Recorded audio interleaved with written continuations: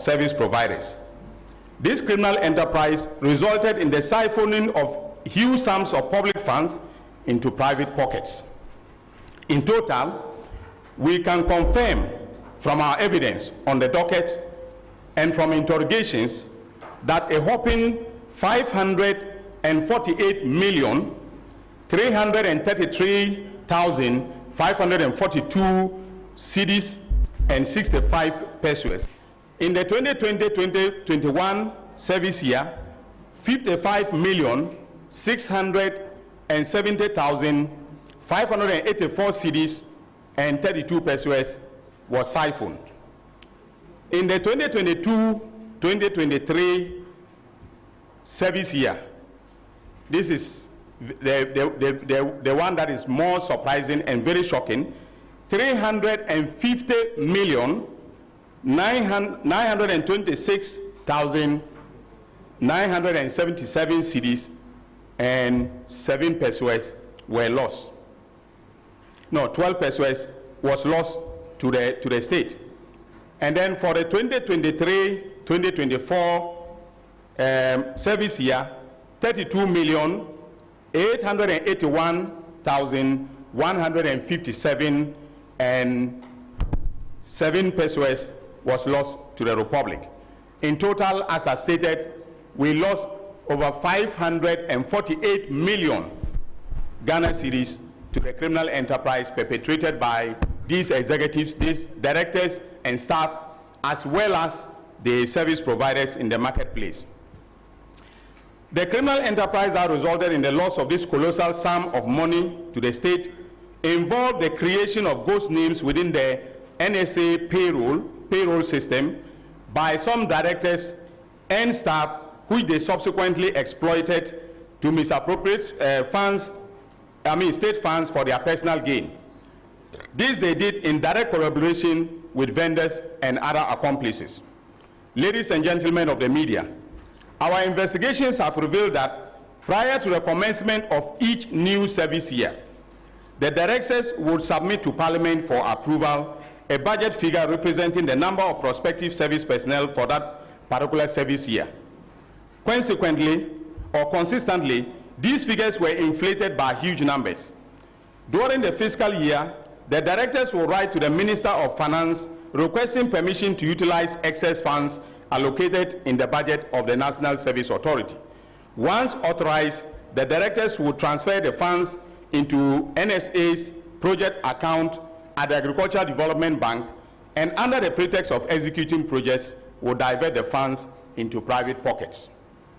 Another criminal scheme hatched and exploited by the directors and staff is the deployment of ghost names onto the NSA system. Once deployed, the directors will then request that both ghost names and genuine names be transmitted by the head of accounts to the Ghana Interbank Payment and Settlement Systems, that is GIPS, for payment. These payments included payments to Eastwich card holders procured for the fictitious National Service personnel. Our investigators additionally established that some of the ghost names were added to the list submitted by vendors, representing the number of service personnel to whom they had supplied items or provided loan facilities, allegedly. When these vendors eventually received the payments, the directors and staff would then contact the vendors whose accounts had received payments, meet with them, and collect the additional money that had been added to the vendors' payments. For instance, we have conclusively established that after collecting these funds, some of the suspects, such as Gezi, Nyako, and Othing, handed them over to suspect Osei Asibe Entry in cash, and on some occasions deposited the cash into his bank account. Osei Asibe was the chief executive, the director general of the National Service Authority. Some directors, such as Gifty Owari Mensah, created and executed a meticulously detailed plan using NSP, National Service Personnel Allowances, as security to obtain a loan of 30,698,218 cedis, 69 pesos, from the Agricultural Development Bank, ADB, at an interest rate of 23%. She achieved these results by using other people's information to register a company called Blocks of Life Consult without their knowledge or permission. Subsequently, she presented Blocks of Life Consult through a middleman in the person of Maxwell Akwesi Ofori-Mintah to an official of the Agricultural Development Bank, and enlisting her husband, Mr. Peter Mensah, a lawyer, to act as one of the directors or representative of the said company. She told ADB that the company specialized in supplying home appliances to national service personnel and proposed that ADB finance the company to enable it to supply these items on hire purchase basis to the service personnel, with the NSA being responsible for handling the deductions and repayments. During the period, suspect Gifty was the acting director, Gifty Owari-Mensah was the acting director of the authority. However, on the marketplace of the authority, there was no indication that Blocks of Life was a registered vendor. Within 2 service years, suspect Gifty Owari-Mensah used a total of 9,934 ghost names to misappropriate the aforementioned funds. Investigation further established that after ADB transferred the funds into the account of the company, she subsequently transferred the funds into 4 different company accounts with the names of Amiacom, Scaffold, Oche, and Aristo Logistics and Trading. It was further established that suspect Gifty is a director of Amiacom, and Scaffold Company Limited belongs to suspect Abraham Gezi. That between 3rd March 2023 and 24th May 2024, suspect Gifty transferred 22,925,518 Ghana cedis and 69 pesos to Amiacom, 1 million Ghana cedis to Scaffold, 1,572,000 Ghana cedis to Oche, and 5,200,000 Ghana cedis to Aristo Logistics and Training. We have this on record. We have all the bank details. We have everything, in the docket. Investigations, however, established that Eric Nyako, from 2017 until April 2024, and Idrisu Ibn Abubakar, April 2024 to December 2024, were responsible for preparing and transmitting NSP payroll data to GIBS for payment of allowances with the approval of the former NSA Director General, Mustafa Yusuf, who is now an MP, Gifty Owari Abuaji, acting from February 2021 to September 2021, and Osea Sibe Enchwe, September 2021 to January 2025. Without their explicit authority, nothing was possible. In other words, all these transfers could not have taken place without the authorization of the chief executive officers and or the director general, depending on the nomenclature that was used to describe their roles. Having concluded our investigations, we'll be filing charges against 12 suspects who worked as directors and staff of the NSA. I've already listed them, but for the abundance of doubt, let me mention them again. These are Mustafa Yusuf, a former executive director; Osea Sibe Enchwe, former director general; Gifty Owari-Mensah, former deputy executive director; Kweku Ohinijan, former deputy executive director for operations; Abraham Bismarck Gezi, former internal auditor; Kweku Dechi Eje, an accounts officer; Idrisu Ibn Abubakar, former head of accounts; Stephen Kobina Jemfi, we have asked that he should be rearrested because we've discovered some new accounts that contain some deposits, and so he was picked up this morning. So he is currently he's undergoing further interrogation. Koforidua, he's the Koforidua director. Then Prince Agofa Ewuku, a district director, and Jacob Yorsin, management information systems administrator in the northern region. We will also file charges against the following persons who are vendors on the marketplace on the central management system of the NSA in the Eastern, Greater Accra, and Ashanti regions. Isaac Osei Asamani, the owner of Stalwart Option Buy Ventures. Charles Ohomening, the owner of GH Ohek Ventures. Philomena Arthur, the owner of Brainwave Ventures. Rose Hamilton, the owner of Marine Ventures. Kwekuo Pare Agofa, the owner of Franlisa Ventures. Solomon Jamina, the owner of Afarita Ventures. Haruna Mawulaya, the owner of Alfaida Enterprise. Sylvia Ntrewa Opare, the owner of Silsona Ventures. And then Peter Mensah, a legal practitioner and the husband of Gifty Oware Mensah. We have made the decision to enter into non-prosecution agreements with some of the persons who were involved in this criminal enterprise, especially the vendors, and these have agreed to provide compelling testimonies as witnesses for the prosecution. In this regard, we have agreed not to disclose their names or their details at this press briefing as part of the NPA, that is a non-prosecution agreement. Because this is going to inure to the efficiency of the prosecutions that will be mounted. And in every prosecutorial decision making, we have the discretion to take decisions that will inure to the benefit of the Republic. And we have decided in the office, together with the investigators, that some of the marketplace vendors and some other directors and staff who came to us may be serving as prosecution witnesses. Some of them offered to be prosecution witnesses, and we rejected their offers. They came, met with my deputy, we evaluated the evidence and thought that it will be inimical to the entire prosecutorial enterprise if we accepted their their offers to serve as prosecution witness. So given the numbers that we're offering to serve as witnesses, it can tell you where we are headed with this investigation. And when the trial starts, with this prosecution, when the trial starts, you'll get to know the evidence that we have meticulously gathered from February, when I took over the oral report and handed them over to NIB, to the present.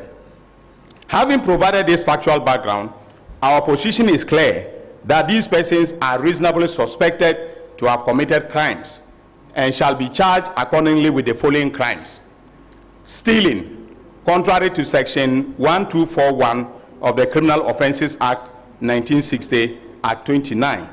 Conspiracy to steal, contrary to sections 23(1) and 124(1) of the Criminal and Other Offences Act.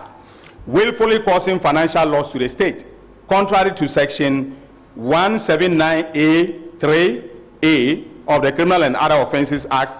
Using public office for profit, contrary to section 179(c)(a) of the Criminal and Other Offences Act.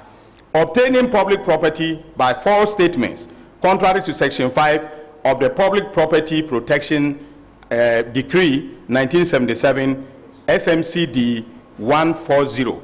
Money laundering, contrary to section 1, subsection 2C of the Anti-Money Laundering Act 2020, Act 1044. Government is broke, government is broke. But people are spending billions to go inside the government that is broke. Have you ever seen a minister who resigned because government is broke before? Government has no money. Have you ever seen a governor who said, ladies and gentlemen, when I was elected, I thought the government had money. Now I discover government has no money, I resign. Have you ever seen it? Government has no money, but they are bringing money out at election time. Where is that money coming from? So they are lying. What is happening is that there are two types of wicked people in government. Type 1, they eat current money. Any money they find in government, they will eat it. They are wicked about that one. There is type 2. Type 2, they eat current money and future money.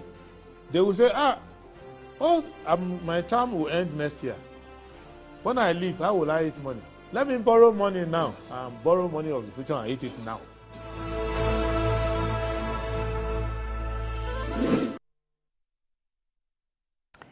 And by the directive principles of state policy, we reserve the right and responsibility to put the nation on the table and discuss matters arising. My name is Ania Fampofu. You're welcome to Good Morning Ghana here on Metro TV. It is the 16th of June 2025, and we thank God for giving us yet another day to have this opportunity on our hands. Let's go through the headlines of the papers. I start off with the Daily Graphic. And the front page, it says that Junior Graphic Essay Workshop Take-Off. Zoom Lion clarifies status of year contract. Professor Ama proposes 5 elements to tackle galamsey. State media eye financial relief. Minister appeals to Parliament for tax exemptions. Ghanaian Times. One Ghana fuel levy suspended. Zoom Lion clarifies status of year contract, reaffirms commitment to transparency. Appeal to court orders NHC to re-enter Bonitaki Adamalache, the second in register. Black Volta tragedy. 7 Lara SHS students drowned. 5 bodies retrieved. 2 missing. Black Volta tragedy. 7 Laura. Laura SHS students drown. Page 3, the story actually says that 7 students of the Laura SHS high school are reported to have drowned in the Black Volta river near Dikbe community in the Laura municipality in the early hours of Saturday, June 14, 2025. 5 of the bodies have been retrieved from the river, confirmed dead, and deposited at the Laura Municipal Hospital mortuary for preservation and autopsy. Mr. Abdul Latif Osman, the Upper West Regional Minister of the National Disaster Management, the Upper West Regional Director of the National Disaster Management Organization, ADMO, confirmed this to the Ghana News Agency in the Laura over the weekend. Sad development. The Daily Guide. GRA freezes Dumsor levy. Ghana not immune to global challenges. Mahama. Top ex-NSA officials hot over 548 million Ghana cedis theft. And theft put in quote. The Laura SHS students, 7 Laura SHS students drowned in Dikbe River. NDC's Dumsor levy U-turn is hypocrisy minority. The New Crusading Guide. Minority leader slams government over Dumsor tax U-turn.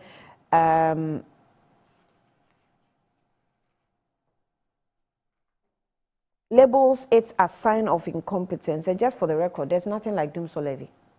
The levy is either you want to call it e-levy, you want to call it ESLA, or you want to call it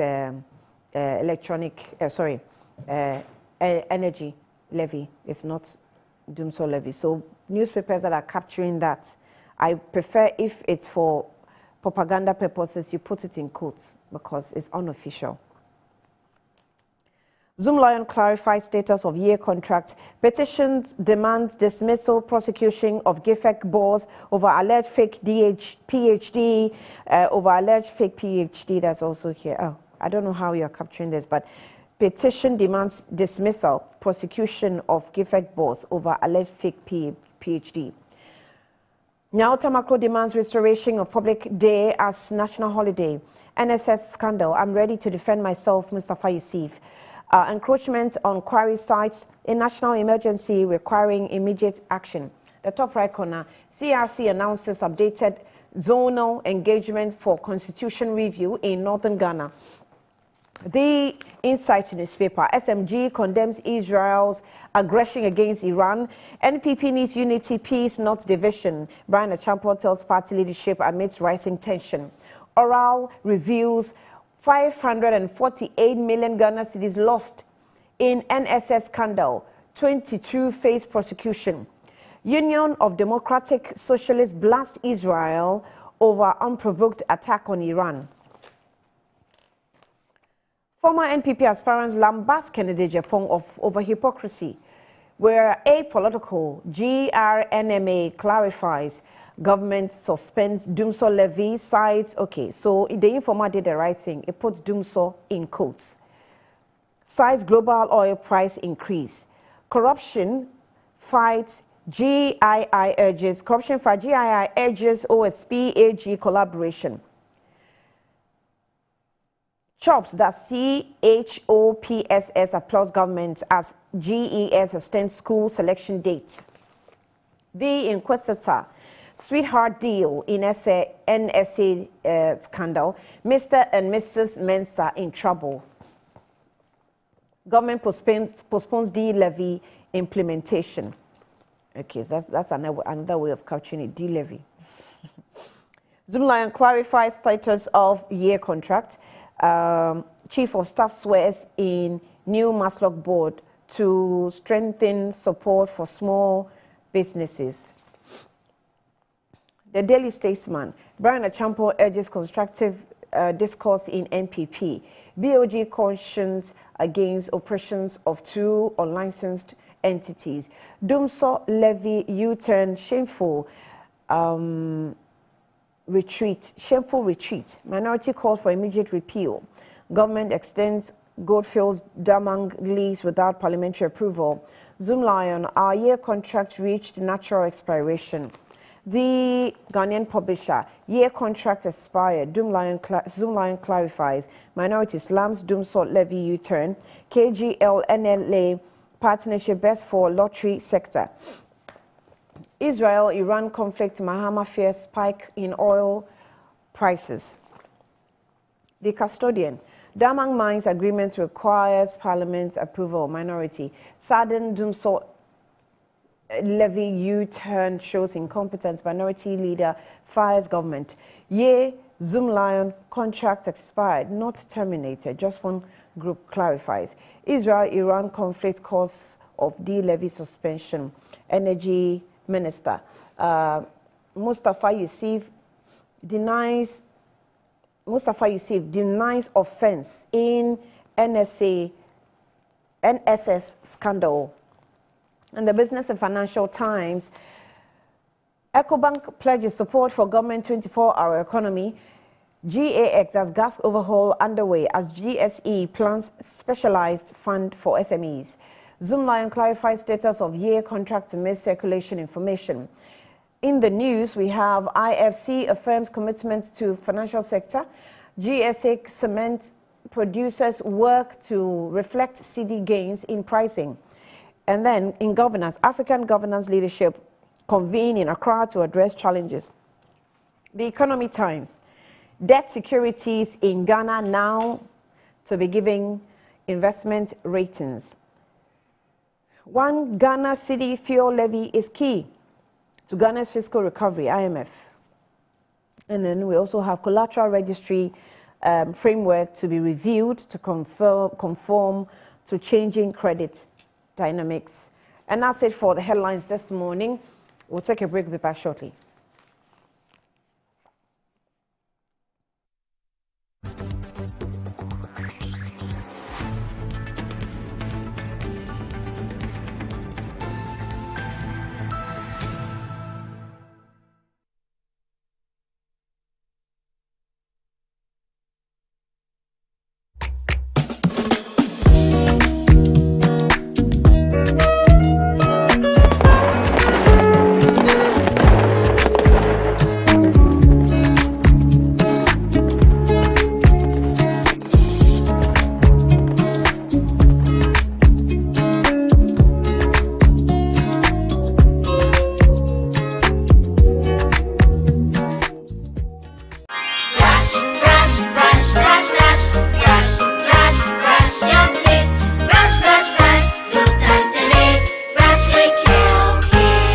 Hello, my friends. My name is Calcate Toothpaste. Wow. I was made to be gentle on your gum, but protected. I will protect your teeth from cavity, make your teeth whiter, stronger, keep your mouth fresh all day. And best of all, I'm strawberry flavored. So put on a smile and try me. That's amazing. Just try me. That's my job. If you say so, jump on my brush. Makes your teeth stronger, chicky whiter, chicky stronger. Yay! You did it! I'm glad you like your new toothpaste. Don't forget to brush both day and night. Calcate. Happy smile.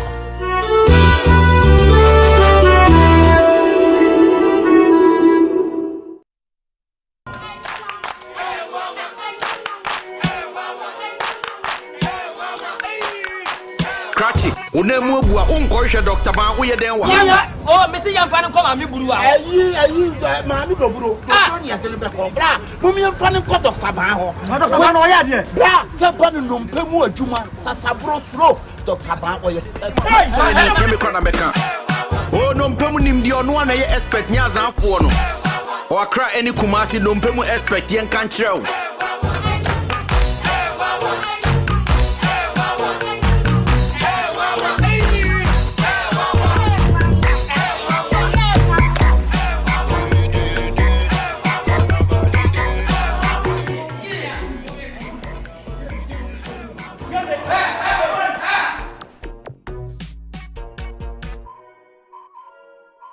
I'm a branch manager.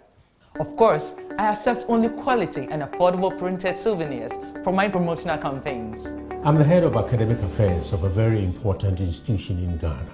Of course, we only deal with quality, reliable printing companies for our institution's printing materials. I'm talking about appointed time printing.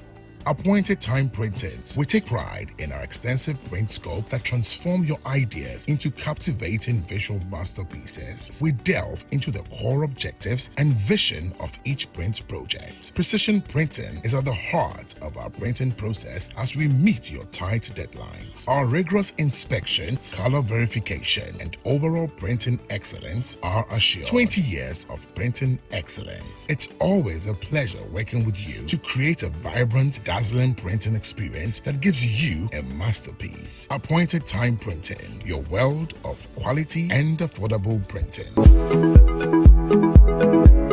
Sometimes the unexpected happens and the hero falls down in his own story. But he needs not stay down for long. Cosmopolitan Health Insurance is your trusted health partner. Whether an individual building a business, with Cosmopolitan Health Insurance, your medical care is our concern. For the best health insurance solutions for corporate institutions, groups and associations, families and individuals, choose Cosmopolitan Health Insurance from our over 700 accredited health service providers nationwide. Call us on 0302 540 668 or 0501 678 547 for all your health insurance solutions. Cosmopolitan Health Insurance, your medical care is our concern. Yes, next. Hey, Nadia Benson, Me didn't tontum. Mr. Friendly Calico, just call me cockroach. Now, Mr. Friendly once now. Hey, that's a new. Impruka. Yeah. Captain was key to double the action.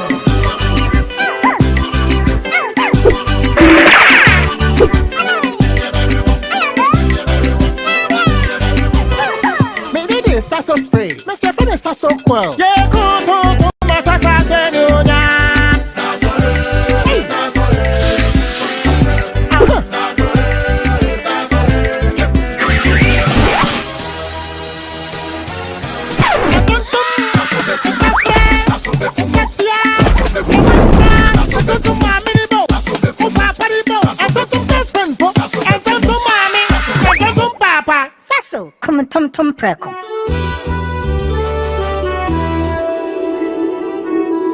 Buy affordable service plots and lands from estate masters.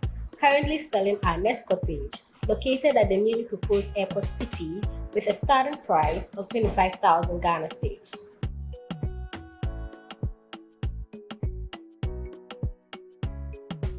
We also have Palm Hills, located at Panfukro in the Gomwa East District, also with a starting price of 15,000 Ghana cedis.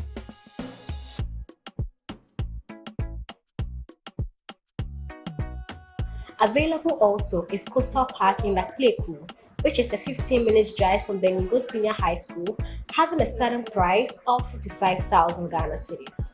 You will receive a free site plan with indenture once you successfully purchase a land from us. For any enquiries, contact the numbers provided. Estate Masters, your most preferred estate partner.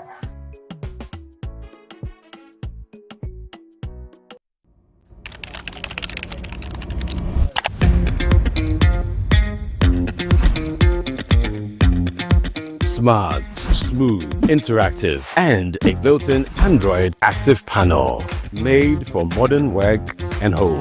For corporate clients and university students, enjoy top quality 10th generation Toshiba laptops built for performance, power, clarity, and speed, all in one desktop. At Mycom JA Computers, get a laptop for as low as 1,000 Ghana cedis. All products are imported from the USA with a 1-year warranty. Visit Mycom JA Computers today and elevate your tech. Tucked between the vibrant energy of Accra and the scenic charm of the Kwabena Hills, our gated community offers the perfect blend of tranquility and accessibility. Welcome to Rehoboth Knightsbridge, where nature meets opportunity. Secure your future with fully serviced plots with well-tarred roads, reliable drainage systems, electricity, and water. Build your dream home in a community that cares for your well-being and safety. Indulge in premium amenities that redefine luxury living: a swimming pool, tennis court, basketball court, sauna and steam in the iconic shopping mall, all within reach. It's more than just a space. It's your sanctuary in the city.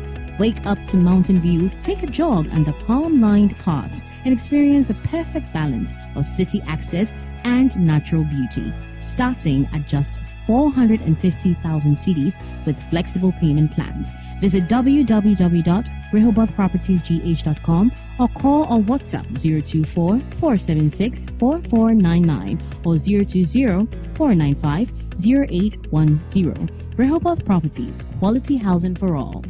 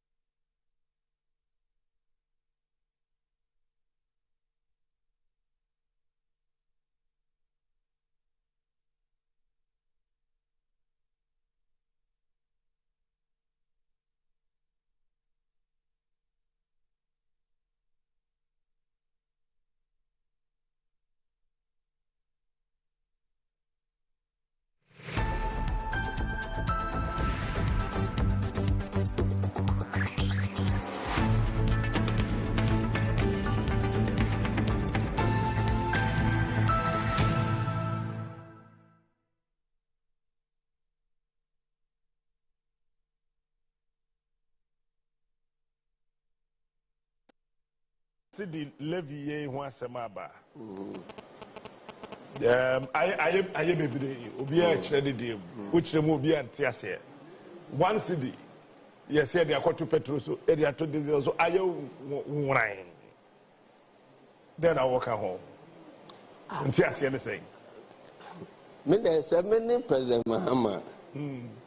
Nkame twen ma MPP fo aye demonstration no say petrol bon e ho no wo mompe so the sisi amanfo nti demonstration no ko na wie ya na nwumre no ne the petrol bon no akoba bia na MPP fo e beto so pe say we listening government rather yago. I'm sorry. Honorable, one city levy aba. I baby obi a chere de which them obi antiase. One city. Yes, they are to petrol so they are to diesel so ayo wine. Then I walk home. Antiase anything. Me there say many President Mahama. Nkame twen ma MPP fo aye demonstration no say petrol bon e ho no wo mompe so the sisi amanfo nti demonstration no ko na wie ya na nwumre no ne the petrol bon no akoba bia na MPP fo e beto so pe say we listening government rather yago. I'm sorry. Because I don't know, I have told you 17 per liter. What's here? They are bad as low as 12 for them. Maybe crack on 10 star or 10. What's here? And no, yet, Okoya who demonstration. Some per se, you 17. What do you know? It's the uncle there. Do you hear? They are 17. Not just say, listening government, Yati will be asked and prepare demonstration. Maka Yati at the Bay Juma. Because at the Bay and Ajuma Nasid me. Moma Boka billions. A war energy sector. They say more yet a pricing electricity pricing formula no. Sika namode to diesel any crude oil yede power energy no bi no thermal plants no bi no eno ho ka kura de mu mfamfra mo formula no because wo di ba mu a ye be ka say wo be ko election enti electricity tariff akosoro ye beto ati amenti memfa nka ho ye mungu ho obi be ba bitua ena no be say 3 billion go ho ena de woso aye a 3 billion no danche no kura no say ya de ye ran no kura no osumi bia wo. Welcome back to the program. Let me just take you through this one, which we missed. The Herald newspaper just receiving. So I'll give you the headlines of that paper. It says that ex-minister ready to fight 548 million Ghana cedis NSS ghost names fraud case. We also have Asante Hine Secretariat Kumasi Lands Commission accused of land fraud. Wontumi Exim Bank loan drama deepens. And then Dumso levy postponed due to global oil price surge. Ghana faces expanded U.S. travel ban despite cooperation. Okay, so that's our headlines for the morning. Now, let me just quickly introduce a guest to you this morning. I have with me a lady I haven't seen for the longest. Gabriela Tete, including Gabriela Tete. Gabriela Tete is the NDC Central Regional Communications Director. I don't know if she went on hibernation. I don't know if she traveled outside the country. I'm not sure. Or maybe Yoko invited her. I don't know. You mean this year? Yeah, this year I've seen her like twice. In the trenches in the campaign. She didn't even cross Winneba. Hey. I'm surprised she hasn't been mentioned yet. I mentioned Gabriela, but Akusha Menu is facing on the picture, so just in case you don't know her, that's Akusha Menu. Okay, so Akusha Menu is here, but Gabi, welcome. Good morning. Thank you. Good morning. And how great to be here. Been ages. It's been. Where have you been? I think it's been like 5 months. Oh? Oh, really? I think I came in January or February. Said ages. I thought the years. I think February. Yes, I still a check.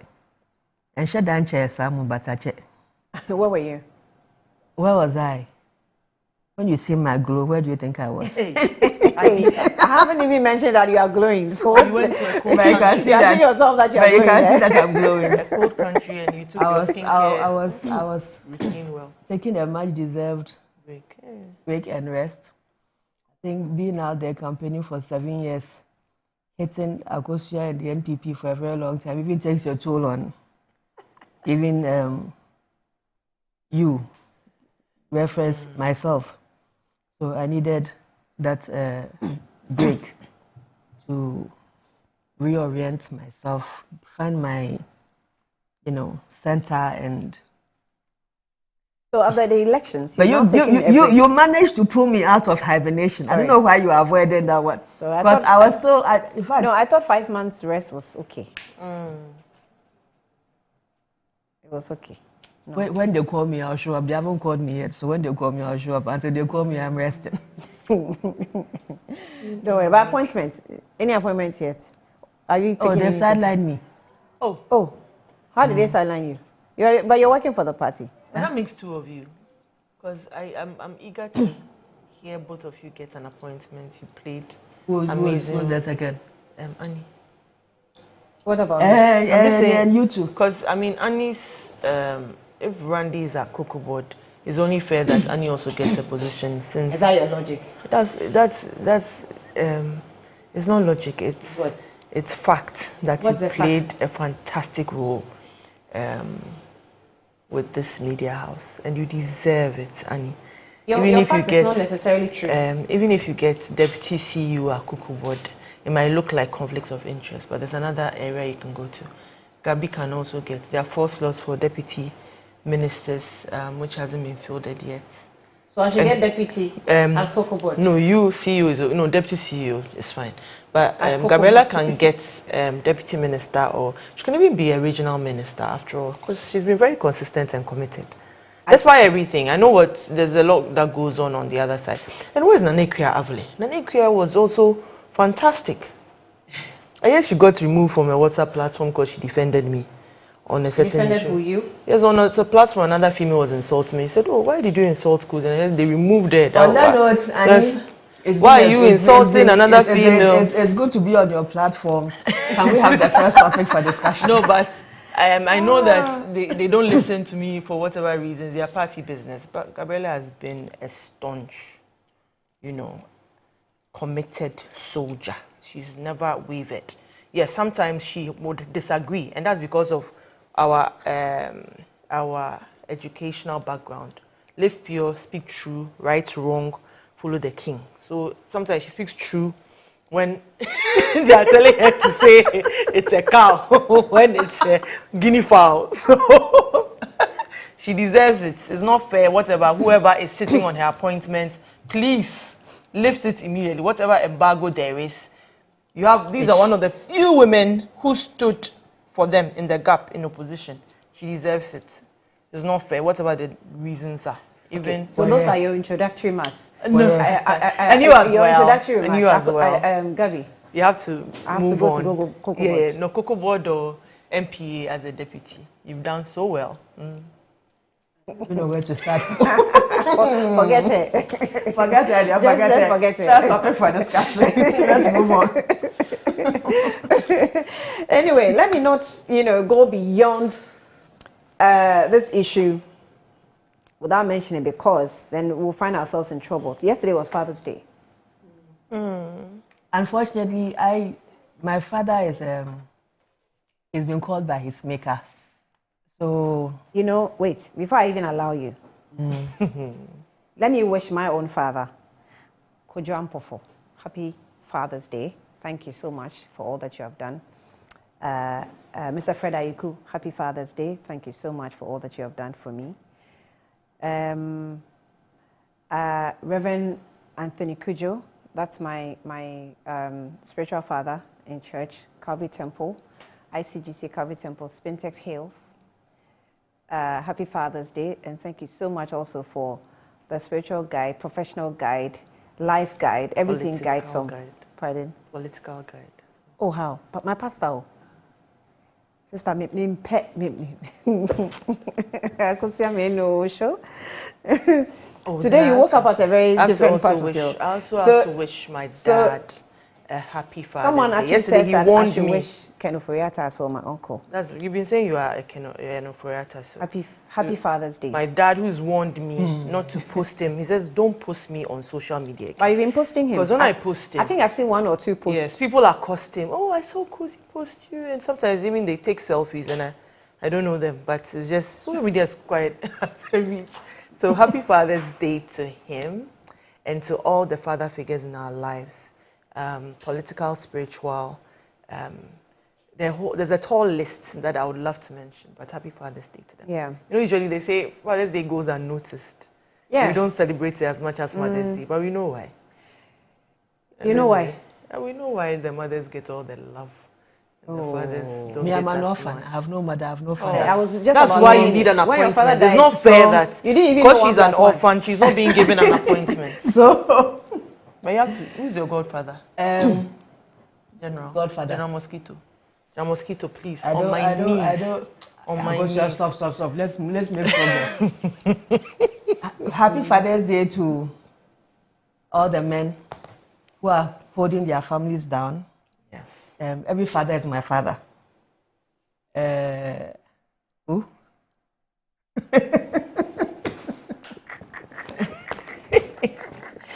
Gabi's really back. Have you finished? I have a special person I want to wish. Hurry up. Happy Father's Day to my special person. He's unnamed, unseen, and unheard. But I know him, I see him, and I hear him. So happy Father's Day to him. And then all the irresponsible ones, they should repent. Oh, Jesus. Fathers are in trouble. I stand in for you. I mean, Lara too knows that when it comes to fathers, I have a special thing for them. I will not allow you to do what you are doing, especially Gabriella. You are warned. Oh, fathers are amazing. You see, the role fathers play, sometimes just people don't get it. Fathers are not like mothers, and they can never be like mothers. And mothers are not like fathers, they can never be. The fact that you carry the babies, the fact that you do all the petting and everything, and you buy the foods and everything, doesn't mean that. Fathers have a very unique roles they play. It's the reason why sometimes when children need things, they don't really go to the father, they go to the mother, because they are the go-to persons. But fathers are always behind, doing the support. That's how they are created, that's how they are made. So allow them be fathers, allow fathers to be fathers, and allow mothers to be mothers. I mean, the so-called irresponsible ones are not the ones we're talking about. That's why sometimes some fathers are called dirty. No, they should repent. Okay, so for my general manager Vaughn, Sky channel manager, Kofi Asante, Nats, Uncle Nats, I mean, everybody affectionately calls him Uncle Nats. Eddie and everybody in the role, you know, trying to manage the Ignite Media. Who? All of you. Happy Father's Day to you, and they're yet to be. But the very special one, of course, I can't forget that, is to Dr. Randy Abbey. Because I was waiting for you to land on it. Now watch your crowd though. Dr. Randy Abbey, happy Father's Day to you. Happy Father's Day, Randy. I mean, I like the words to describe, to explain, to show appreciation to you. Oh, he's a fine gentleman. I'm sure Akusia will not understand. Oh, she's thinking about I should come and deputize you at Cocoa Board. I'm ready to do that, but no. But I also have to wish him a happy Father's Day because Randy gave me opportunity on this very set. Even there were times there was stiff opposition, even from my own party, but he was like, no, she makes a good case when she comes onto the set. So there are times that you were stubborn, but then he'll still try. The times that I could see the future. I could see that he was protecting that Cocoa Board seat, so I had to fight it here, and it manifested. Anyway, Cocoa Board was not in the pipeline to start, but it's manifested. It was a vision. A vision? Yes. At the appointed time, it came, but I could see it before, so I had to fight it before. But I miss him on here, actually. Miss him on here. Randy, he should pass through one of these days. I was thinking about it, one of these days. I'll just pull him through. He's able to discipline us more. You know, the problem with all of us that we are friends. But you know, so when we come on the show, you come like give you, and that's a character. He has a very soft spot for women, to the extent that he can't be... I should think that I'm probably the only woman sometimes he's just hard on because of the nature of our work. But he is generally very soft on women. If it's about attacking a man, it's easy. But a woman, no. He won't even go close. You know, so sometimes even when he used to host you, he won't be so hard like he will do with the men. Sometimes you'll be hard. You look the other way. I mean, that's what I'm saying. By the work, you need to demand some things. But naturally, he's not a person that is very, hostile to women. You know, very, very accommodating, very nice. And a happy Father's Day to Dr. Mahmoud Baumia. Thank you for all you do, your guidance, your support, everything you do. I really appreciate it. And to the many in the party who support and guidance to you. I said to many in the party as well who draw inspiration from him and guidance as well. But it's important that we appreciate fathers everywhere. And like Annie said, it doesn't matter those who are irresponsible, those who do what they are supposed to do. Happy Father's Day to them. You know what you wish, Mama? Oh, happy Father's Day to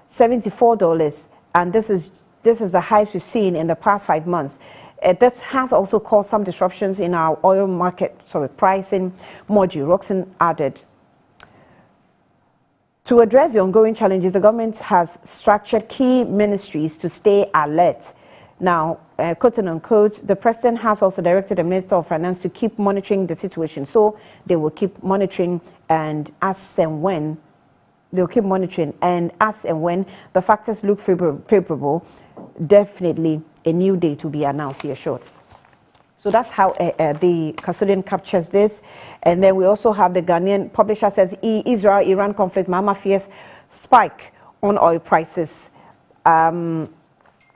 The minority slams Dumsor levy U-turn. I would like to capture details of that. It says that Minority Leader and Member of Parliament for Efutu constituency, Alexander Fenyoma King, has formally submitted a motion to Speaker of Parliament urging a review of the First Deputy Speaker's March 5, 2025 ruling that blocked a parliamentary debate on a mass revocation of the public sector appointments. Oh, this is different. That story is different, so let me capture the levy story. Okay. Minority caucus in Parliament has launched a blistering attack on the Mahama-led administration over what it describes as shameful retreat on the controversial energy sector levies, popularly referred to as Dumsor levy. This follows the Ghana Revenue Authority announcement of an indefinite suspension of the levy's implementation, originally scheduled for 16 June 2025. Minority Leader Alexander Kwame Fenyoma King described the postponement as clear sign of fundamental incompetence, hypocrisy, and chaotic governance. The statesman also says that Dumsor levy U-turn, shameful retreat. The Inquisitor says government postponed D-levy implementation. So almost all the papers actually captures the levy matter. Government suspends Dumsor levy. The Informer says so. And let's see how the graphic captures it. Okay, the graphic actually didn't say much, except for the minister appealing to Parliament for tax exemptions. Okay, that's it. All right, so that's what we're faced with. Israel-Iran conflicts. I was watching it over the weekend, and I was monitoring closely how Iran was issuing threats back to back to Israel here and there. Obviously, they control the oil markets and its prices, so you won't be surprised if any country will want to monitor what's happening within that space, the Middle East space. And then we now, back home here, there's a U-turn of the implementation of the levy because we want to monitor. I'm not sure the logic that informed, because first of all, the communication to us was that this levy is supposed to help us rake in some revenue, which will be ring-fenced, obviously, and to help us clear the sector debts that we're faced with. So if prices are fluctuating for now, why do we want to bother about prices that are fluctuating on the market? We should wait until maybe it hits us hard and then we implement some more. First of all, let me disagree with all the headlines that you have read. Whether it was attributed to the Honorable Fenyoma King or government taking U-turns and all those sensational headlines. I think that what has happened is actually a listening government, a sensitive government, that is showing the people of Ghana that indeed you have spoken and we have heard you. The geopolitics of Israel and Iran is just one aspect of what goes into oil pricing in Ghana. There are other contributing factors. But staying on Iran and Israel, Iran supplies the global economy between 1.5–2 million barrels a day. It's a big producer of oil. And I think they control like a little under 10% of global output. But Iran's output is supplied more towards the Asian Far East region.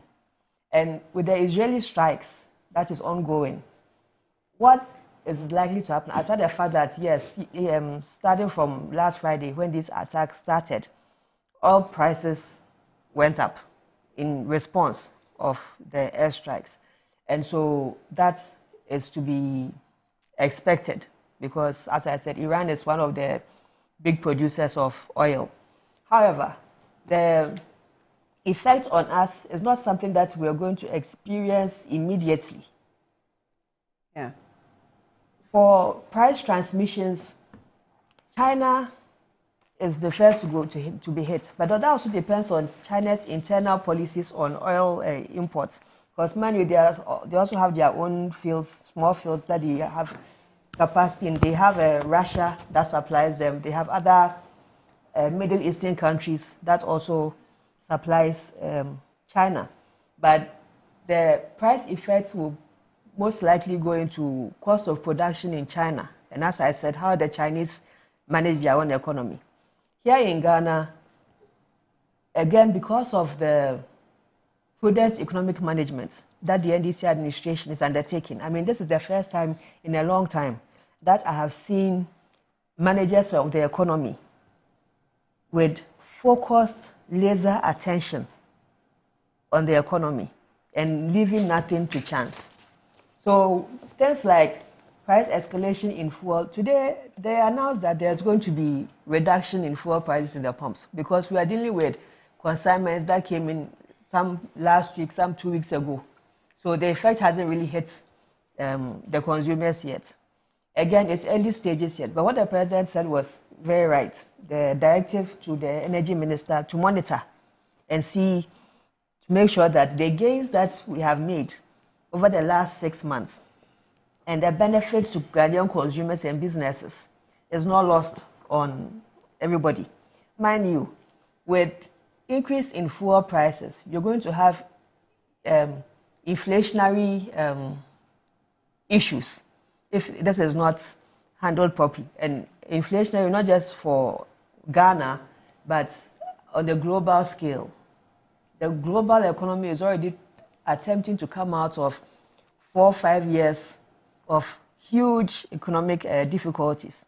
And so definitely there could be the possibility that Ghana will experience some shocks. But for now, I trust in the capability of the Governor of the Bank of Ghana, Dr. Johnson. Happy Father's Day to him.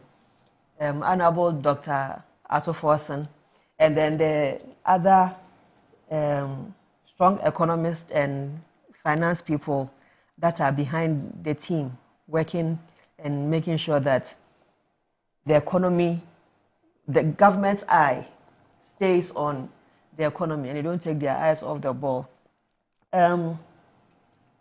Again, the reason why I'm not so disturbed about escalating oil prices is also because, because of the management in the foreign exchange position of the country, we have stronger reserves now.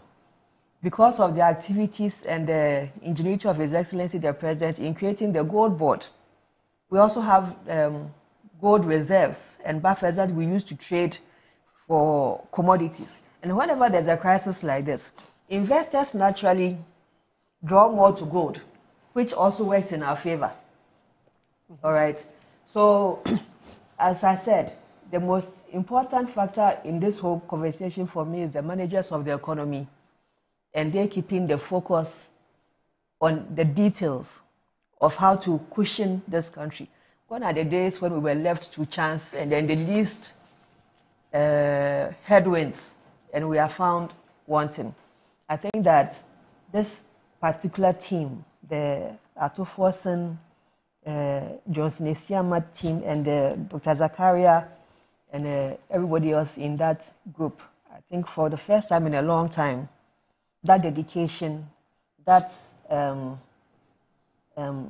intelligence, that letting data speak to economic management, for the first time in a long time, it's appreciated and it is seen. So this has nothing to do with maybe backlash we see from the minority side in Parliament. It has nothing to, because when Roxanne was speaking to Channel O, he said, and it quotes that, he said, The spokesperson for the head of communication at the ministry, that's the Ministry of Energy, elaborated on the government's stance regarding the current market fluctuation. I can confirm, quote, that the government of Ghana has issued by the GRA has postponed the implementation of the e-levy, This is what has been introduced. Okay, let me jump this one. It says that, so yes, I can give you that confirmation, but he stated that Roxanne highlighted that the delay for the implementation of the D-levy is linked to various domestic and international factors, including the Israel-Iran conflict. As I mentioned, it was just one of the issues. That's not the only thing that government is going to stand on to take a decision. There are other factors. I told you about the effects of the gold board. I told you about the effects of the country's reserves positioning, its positive impact also. I've told you about the prudent fiscal management / economic management that is actually going on currently. I've also told you about the letting data speak to guide decision taking. But the issue about what you people are trying to call D-levy, at the end of the day, we still have to find a solution to how we are going to address the energy sector debt. And this one, you have to forgive me because I may not be in the no 100% on what government is going to do to address it. But I know for a fact that it is the elephant in the room that has to be addressed. So if they don't implement the e-levy, energy levy, then clearly there has to be an alternative to raising the money to pay for the energy sector debt. So perhaps maybe they have mentioned, I haven't heard, or in the coming days, government will give clear directions on how that money is going to, how that bill is going to be funded. Yes, because, you know, when the levy was introduced, there were also timelines as to how much we have to be able to raise every year so that we can make up with whatever is increasing. Because as the day goes by, the debt keeps increasing. So we need to, if we are, you know, we may have to charge the people to pay. We have to do it as soon as possible. Than later. There are still conversations that can be had around the energy sector levy.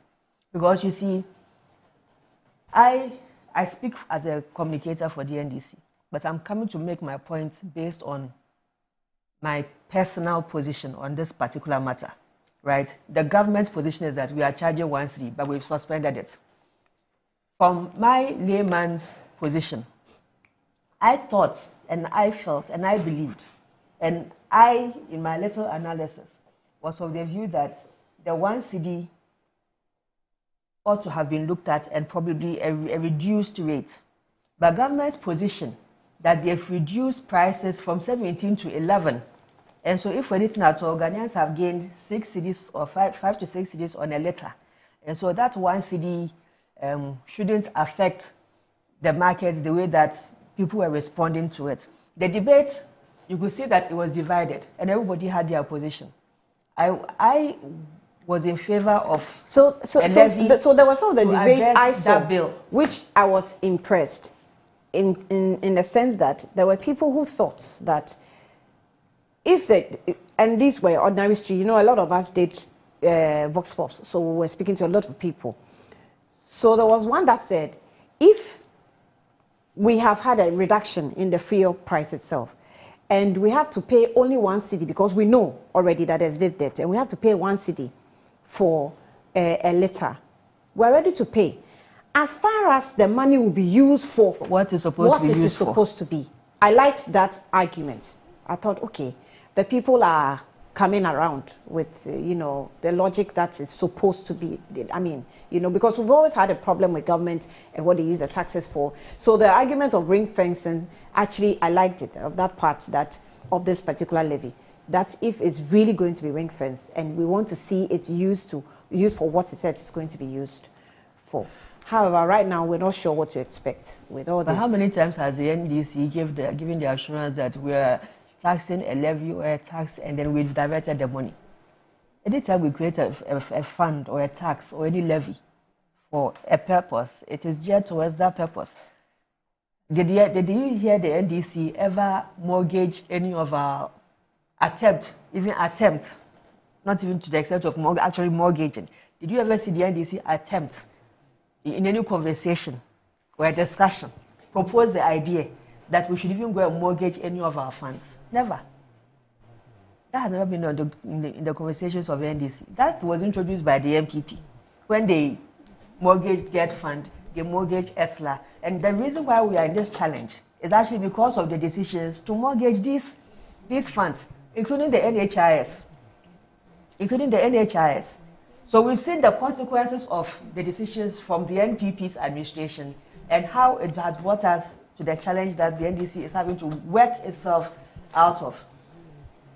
The issue is, within this 6 months, has the NDC brought relief to Ghanaians? And the answer is yes. Is yes. Even if you are blind, you will still know and feel and experience that there's been some relief.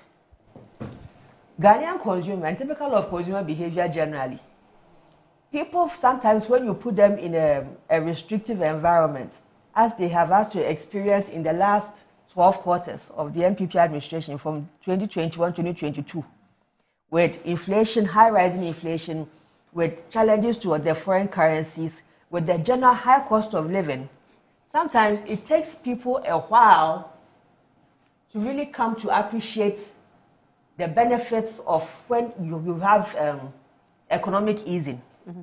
Because it's something that is in the psychology of a man, that some things take time. And then some people within the spectrum of life will experience it at different times. I'll give you a clear example. When we were having this foreign exchange appreciation of the cedi, and people were calling for the market to reduce price as a result of the improvement in the country's foreign exchange, you saw how the market responded. For those who were doing the big distribution and were importing, it was much more easier for them to make the transition. But when you come down to where the retailers are and mass distribution, there's a challenge because not everybody is able to make that adjustment based on the current economic fundamentals. Okay? Yeah. And again, consumer behavior is because of how they have been programmed over the last 12 quarters. Mm-hmm. So these things take time for people to adjust. The benefits but the most important thing is that government has been able to sustain this progression over the last 2 quarters. And if you can project into next quarter, the cedi is now stable. Government is still managing the economy prudently. We're not in unnecessary expenditures. We don't hear frivolous expenditures. We don't hear flashy projects being introduced here and there. The programs that are being delivered are programs that are geared towards growing the economy, stabilizing the economy, growing the economy. We have not had any, even the idea to even propose fanciful things like cathedrals and all those things. Those things don't exist in NDC's lexicon. So the focus is the gains so far should be sustained. Data should speak. We should, and then aside from the fact that, let me mention this, apart from the fact that we are building on gold buffers, we also have to come to the point where we are able to build on our oil buffers. This morning when I was coming, I was having a conversation in my head about the same conflict that is going, because right now nobody knows how long this conflict is going to last.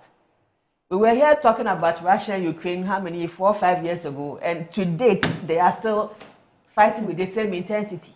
And it's as if there's no side, no possible, what do you call it, insight? Amicable solutions. And it means countries that are being dependent must find different solutions of taking care of themselves. Exactly. And it depends on your own economic management. And I am very convinced that what government has, the team that government has, these are people that I've known for many, many years, and I know their strengths and I know their weaknesses. And I know how things are working behind the scenes, and I'm convinced that this will be sustained. But we also want to plead with Ghanaians that these are adjustments that we are all making. And the government, mind you, is a new government. Akosha will come and give you a whole list of, and they said this, and they said this, and they said this, and they've not done this, and they've not done this. We've only been in government for 6 months. So the expectations should be measured. But they should look at the pluses of this administration and the strengths of this administration and use that to judge the administration. And so far, we can all attest, even if you were blind, that compared to where we were last year, there has been great improvement in the economy. That is something that we have to admit. Give admission where it is due, give credit where it is due. Where there are lapses and laxities, we can address those ones. So that's where I'll end my case. Of course, yeah. Thank you very much. Gabi spoke for like 25 minutes. So. But you have a whole speaking notes in front of you. You can start reading. Oh, no. I'm looking for something you said. But good morning to your viewers, and it's good to be back here with Gabriella. I don't think we've sat together for a very long time. The suspension of the D-levy, the indefinite suspension of the D-levy, is welcome news. 1 cedi on every litre of diesel, petrol, and gas. But the suspension is not sufficient. It has to be repealed because they've passed it. It's an act. It has to be repealed. They are saying that D-levy implementation, in fact, after it was passed, there was no sunset clause on when it will end. We also saw the nature in which it was passed. We all had, we all took to social media, everywhere from civil society groups, from transport owners, from the minority. And I believe that the Iran Israel clash is a convenient umbrella for them to hide under. We are not the MPP to come and talk Russia, Ukraine. Allow her. I'm saying. Now, if you say that you are not MPP to say that you are hiding under Russia and Ukraine, your own president this weekend said he's taxed the economic advisor, former finance minister under his tenure, to look into the impact of it. All this is is just psychological warfare to prep our minds in the event that oil prices go up, which is inevitable when such things occur. Now, the D-levy was projected to generate 5.7 billion annually. Mind you, this imposition, this forcefully implemented levy, which has now been suspended, was going to put a disproportionate burden on consumers. Why? Because tariffs had gone up. Electricity tariffs had gone up 14%. Water tariffs had gone up 4%. And this introduction of this levy is straight up going to impact consumers. Adding that further cost to fuel, both economically and socially, was reckless. Last week we sat here. We talked about it. It wasn't just the minority saying so. Yes, even if you feel that the MPP doesn't have a right to talk about it, it also doesn't take away the fact that the challenges in the energy sector, as far as debt is concerned, was created by you. Now, when you say ESLA, that nobody has mortgaged a fund to service whatever, the ESLA situation was to pay off debt. Ani, creditors, fuel suppliers, banks, as at 2015, were struggling. How do we pay off the debt? You didn't have any solution to pay off the debt. So you introduced ESLA. In its introduction, you also didn't hesitate to sign 32 contracts which gave excess capacity, which added to the debt. Akufo-Addo's government came in 2017, sat down with the World Bank, developed an energy sector recovery program, which would see us service that debt. A debt that would have been 12.5 billion. And this was as by 2024, as far as the projections were concerned. Now, as at 2025, we can conveniently say that that debt has been serviced. We don't have, the World Bank projected that we'll be left with 12.5 billion to pay if we don't restructure the debts. And we did that. Of which debt? Of the energy sector debt. Hey. And we spoke at length last week. If she's in hibernation, she needs to come out of it and be up to date. Now, the Middle East tensions and thereof. Ghana is heavily dependent on imported refined petroleum products. If we sit here and she says it will not be affected immediately, it's not about immediately. It's about if this situation is not resolved and it becomes another prolonged conflict, it is inevitable, we'll suffer it. So you removing it is just politics for you because you demonized the tax, a particular tax we introduced when we were going through trouble. So it's politics for you. And it also suggests that you don't even understand the economy or what policies you want to implement. Energy sector debts. Annie, as of 2024, ECG had increased their recoveries of revenue from 400 million cedis to 1 billion. We have sat here, I think Honorable Collins has actually elaborated the challenges in the energy sector, particularly as far as ECG is concerned, and how improvements, if we stick to it, if we are disciplined, can improve as far as recoveries are concerned and service whatever debts they are. So instead of saddling or introducing that draconian tax that you did under a certificate of urgency, without consultation, without buy-in, without a broader dialogue, using and knowing the 1 cedi. Yes, 1 cedi per liter of fuel on diesel, petrol, and gas. It was insensitive. The backlash was real. Transport drivers were upset. Comac, you read a letter from them. It was a very terse letter that I'd never seen them even use those express themselves that way.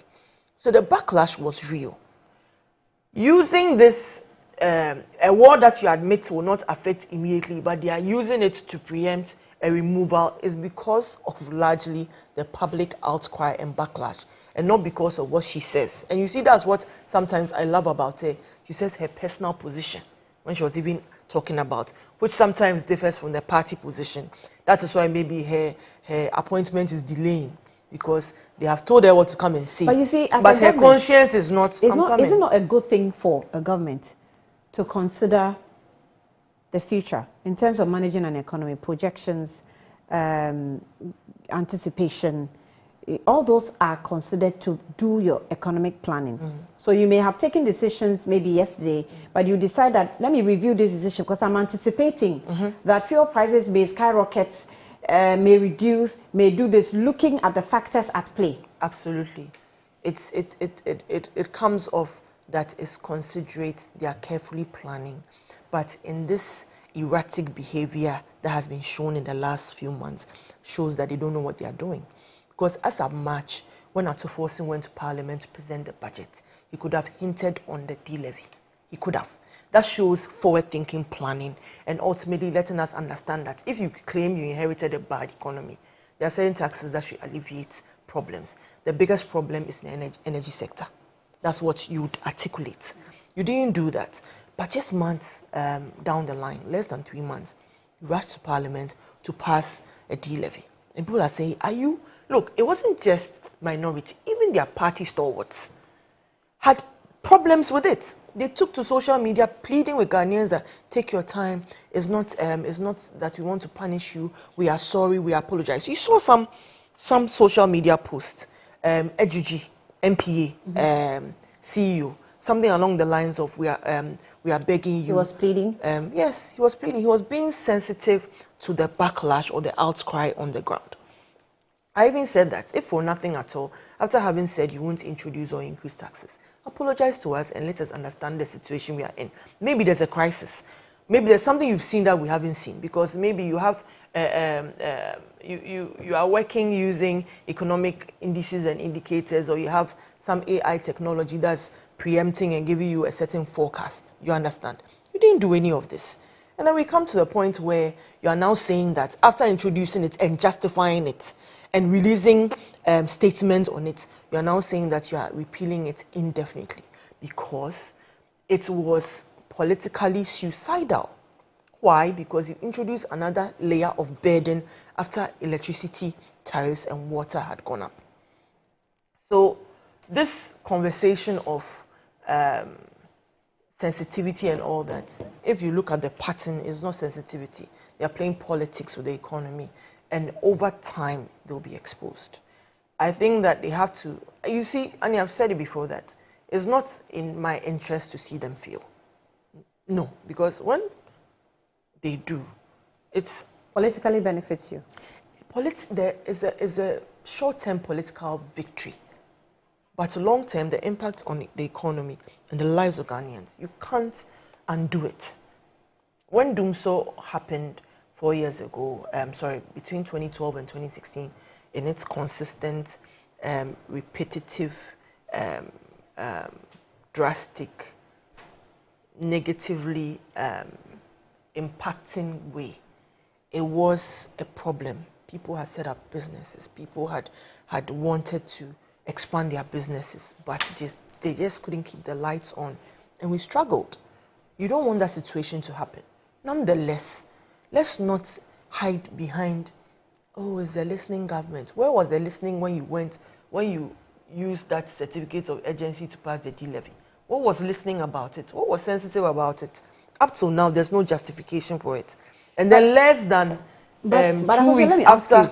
This certificate of urgency, do you actually, on the normal day, not consider the situation that we're in as urgent enough? So what is the situation? Because right now, we don't really have the money to pay our debts. We're still consuming because we have to. We have to buy the crude or the light crude, whether we like it or not. We are just pressed with financial crisis everywhere. Even within managing the sector in collection of money is a problem. Okay. We have corruption issues, seemingly, that we need to deal with as soon as possible.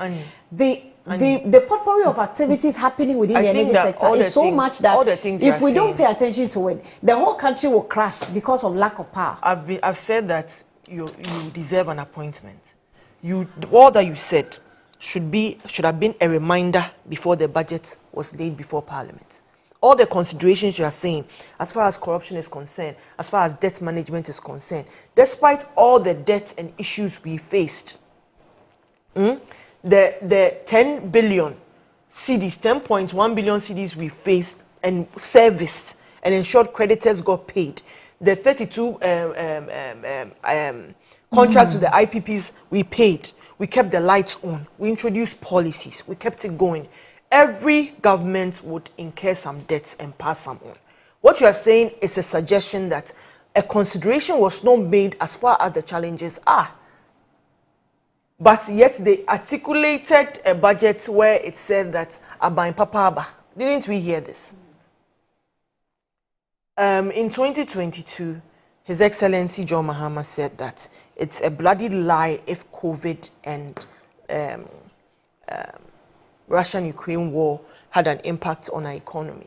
These things, it's a simple smartphone Googling to see the impact. Even if you are not sure, use AI to check the impact on African economies when COVID-19 hit. The impact on African economies and countries, just be specific, even Ghana, on when COVID-19 hit or when the Russian-Ukraine war started.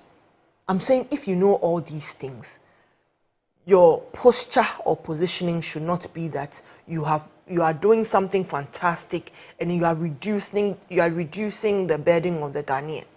and then you under a certificate of urgency without consultation with key stakeholders who have captured it and documented on paper, press releases to media houses and whatnot, saying a conversation wasn't had. Now you turn around and you say, oh, your economic advisor should look at the Iran, Israel war and advise therein. She is saying that it will not impact immediately, but we see the oil prices rising. So there's some impact already. So the next pricing window, we'll see the impacts there. So what they did, or what they're hiding under to repeal this embarrassing levy, is because of public backlash. It wasn't public backlash on just the part of the minority. It was their own party people saying, what are you doing? Less than 6 months in. Just by doing that, you reduce our goodwill by 40%. I said with 60%. There's no power bank or there's no charging system. When goodwill is going, it's going. And you have literally halved it. So they saw the mistake in it. That's why they deployed the Isidu Kiti. I'm always, I have a soft spot for him because of how he goes about his politics. Gabi is sitting here trying to rationalize it. There's no rationalization. You hid behind the public backlash to repeal it. And when you implemented it, there was no sunset clause. Repeal it indefinitely. That will be a real listening government, because that introduction was horrible. It was not well thought out. And of course, the way it was implemented smacks of, I think it was, if somebody said it was broad daylight robbery, sorry, this was more midnight robbery. So in terms of the debts, I just wanted to put something on the record. And as early as 2024, and this is a flyer that was done even by UTV, it says that Sunana Sokwe shuts down 560 megawatts power plant over $259 million debt. In terms of debt payments, we weren't really paying what year was this? Our debts. This was 2024. Now, in as early as 2024 as well, this is what ASEP said. Energy sector faces systemic decimation, needs urgent fix. The Executive Director of Africa Center Energy Policy, ASEP, Benjamin Boache, has also concerns about the dire state of the Ghana's energy sector, describing the sector as systematically decimated by mismanagement and inefficiencies. So in an opinion piece addressed to the President, he outlined the critical challenges that demands immediate action to prevent further economic destabilization. You know that this his call, which was in 2024 when Mahama was not president, has been done again this year. Annie, please let me finish. We go back to transparency. Transparency in, as far as the energy sector is concerned, with the 32 contracts that were saddled with, the tariffs, the cost at which we got it was higher than it was on the international market. And these issues, we've sat here, it's almost perennial. We come back to it all the time, but the facts are the facts. If you want to find a way to service those debts, look at efficiency, look at blocking, like you're saying, corruption. There are people who steal cables, right? There are people who disconnect and do this fake connections and all that. Block all those loopholes. Don't be lazy about finding solutions to the problems. Don't be, because we all know what the problems are. When we come, we dig our heels in and say we are going to stick by a certain method and do it. And sometimes it even hurts us politically. But you come and you pander to the whims and caprices of public sentiment just because you feel that that is the only way to go. After which you make an excuse when there's a debt there. And then you come and explain that Ghanaians have to pay for it because, after all, it's a debt. Yet, when we took office, I'm telling you, you left us 2.5 billion. And over that period, it was going to accumulate to 12.5 billion unless there was a negotiation. And thanks to the World Bank, we were able to re-strategize and pay off those debts. We can't sit here and dismiss all the problems that have happened, which you majorly contributed to. Let's admit that. I'm glad that Akosha made mention of how those issues were going to be solved. She mentioned ESLA levy. She mentioned review of IPPs. She mentioned cash waterfall mechanism. She mentioned block loopholes. Block loopholes. And she even mentioned about how a single revenue source something was helping their administration. As at the time we were leaving office, even if we left you contracts that you claim were overbloated, plus that thing that they used to brand about, excess capacity nonsense that they were pushing left, right, and it's center. not nonsense. Apologies to the viewers listening. It is true. It was excess capacity. Annie, that is you want fact. It's not nonsense. You want us to define no, excess you capacity? can't. No, you cannot create a problem, saddle us with debts, which you push to the Ghanaian public and call it nonsense just because we are talking about it. You see, every generation. No, she has to apologize for that comment. I apologize to the one I'm done. If there's a need for me to apologize, every generation assets, generating assets, has what we call a threshold, but there's an actual and then there's a production threshold. If we say BUI is 500 megawatts, it's a 500 megawatts facility. BUI doesn't operate at 500 megawatts capacity. All right, it operates between 60 to 70%. That excess from the 70 to the 100 capacity, what you people will reference as excess capacity, is idle to keep the integrity of the plant.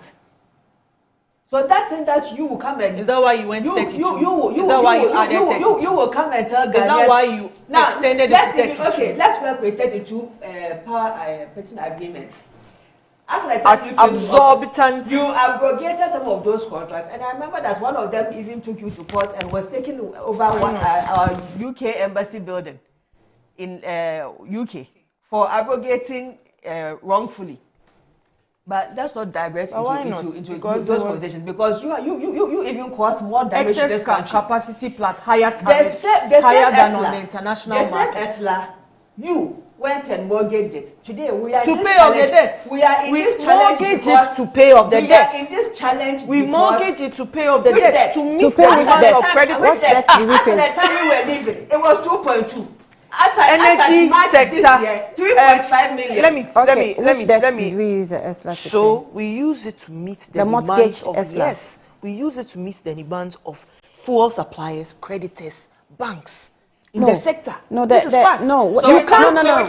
The ESLA we mortgaged it to go for loan. What did we use the loan for? To pay off creditors again. You pay off creditors who, as at 2015. Were going down because they couldn't meet their capital obligations. Yes, we paid them. Plus suppliers, plus fuel suppliers, $1 billion plus. As at today that we speak, the reason why we need this levy, I didn't say it should. What she said that we should cancel it completely. I haven't said it should be repealed. The reason why we need this levy is because we still have to fix a debt, to address a challenge that if we don't solve, all of us are going to suffer the consequences. 2, currently, thanks to your mismanagement, when she was talking, she said we should keep our focus on efficiency. What did she mean by efficiency? No, I said that do not be lazy in your approach to the solutions and make sure there's efficiency at ECG. That's what I said. Because as of 2024, we increased... That was about those containers that were stuck at a point that nobody was clearing. Is that not inefficiency? Is that not inefficiency? But you are resetting, so you can't repeat that mistake. No, we paid off your debts. Which debt? Yes, madam. The debt you left in 2016, $2.5 billion. Unless you are unaware of this. The debt that you created, but excess capacity and excess tariffs. Let's speak true, right? 2.2 billion. Over $500 million a month. Over $500 million. Under your watch, it went as high as 12.5 billion. So account for the 12.5 if you were paid for these debts. It didn't go for 12.5. And this is where you are using data I've given you because you don't understand the cost involved. And I think you also don't understand the take-or-pay agreements that you brought on board. I'm saying so because you cannot justify 32 contracts. You cannot justify excess capacity and say that even if it was 100 contracts, and even if there was a plan, like it's okay, and then there was say a plan to supply our neighbors, as was what we had determined before we left office. It was a justified plan, and we knew how we were going to achieve it. You came, started making things about those your excess capacity and your debt. You are saying that we left 2.2 billion in 2015. And as at 2024, you were now around the region of 5.7 billion thereabouts. As at March 2025, it has now been reduced to $3.7 billion. Thanks to His Excellency John Mohammed and his economic management team's prudent economic measures. You said that we should focus on efficiency. Efficiency does not happen in itself. If you had allowed the price water mechanism to function properly, that debt will not have been sitting there. If you had allowed prudent management in ECG, we will not have spent money importing things that we don't need and now disappearing from the pot.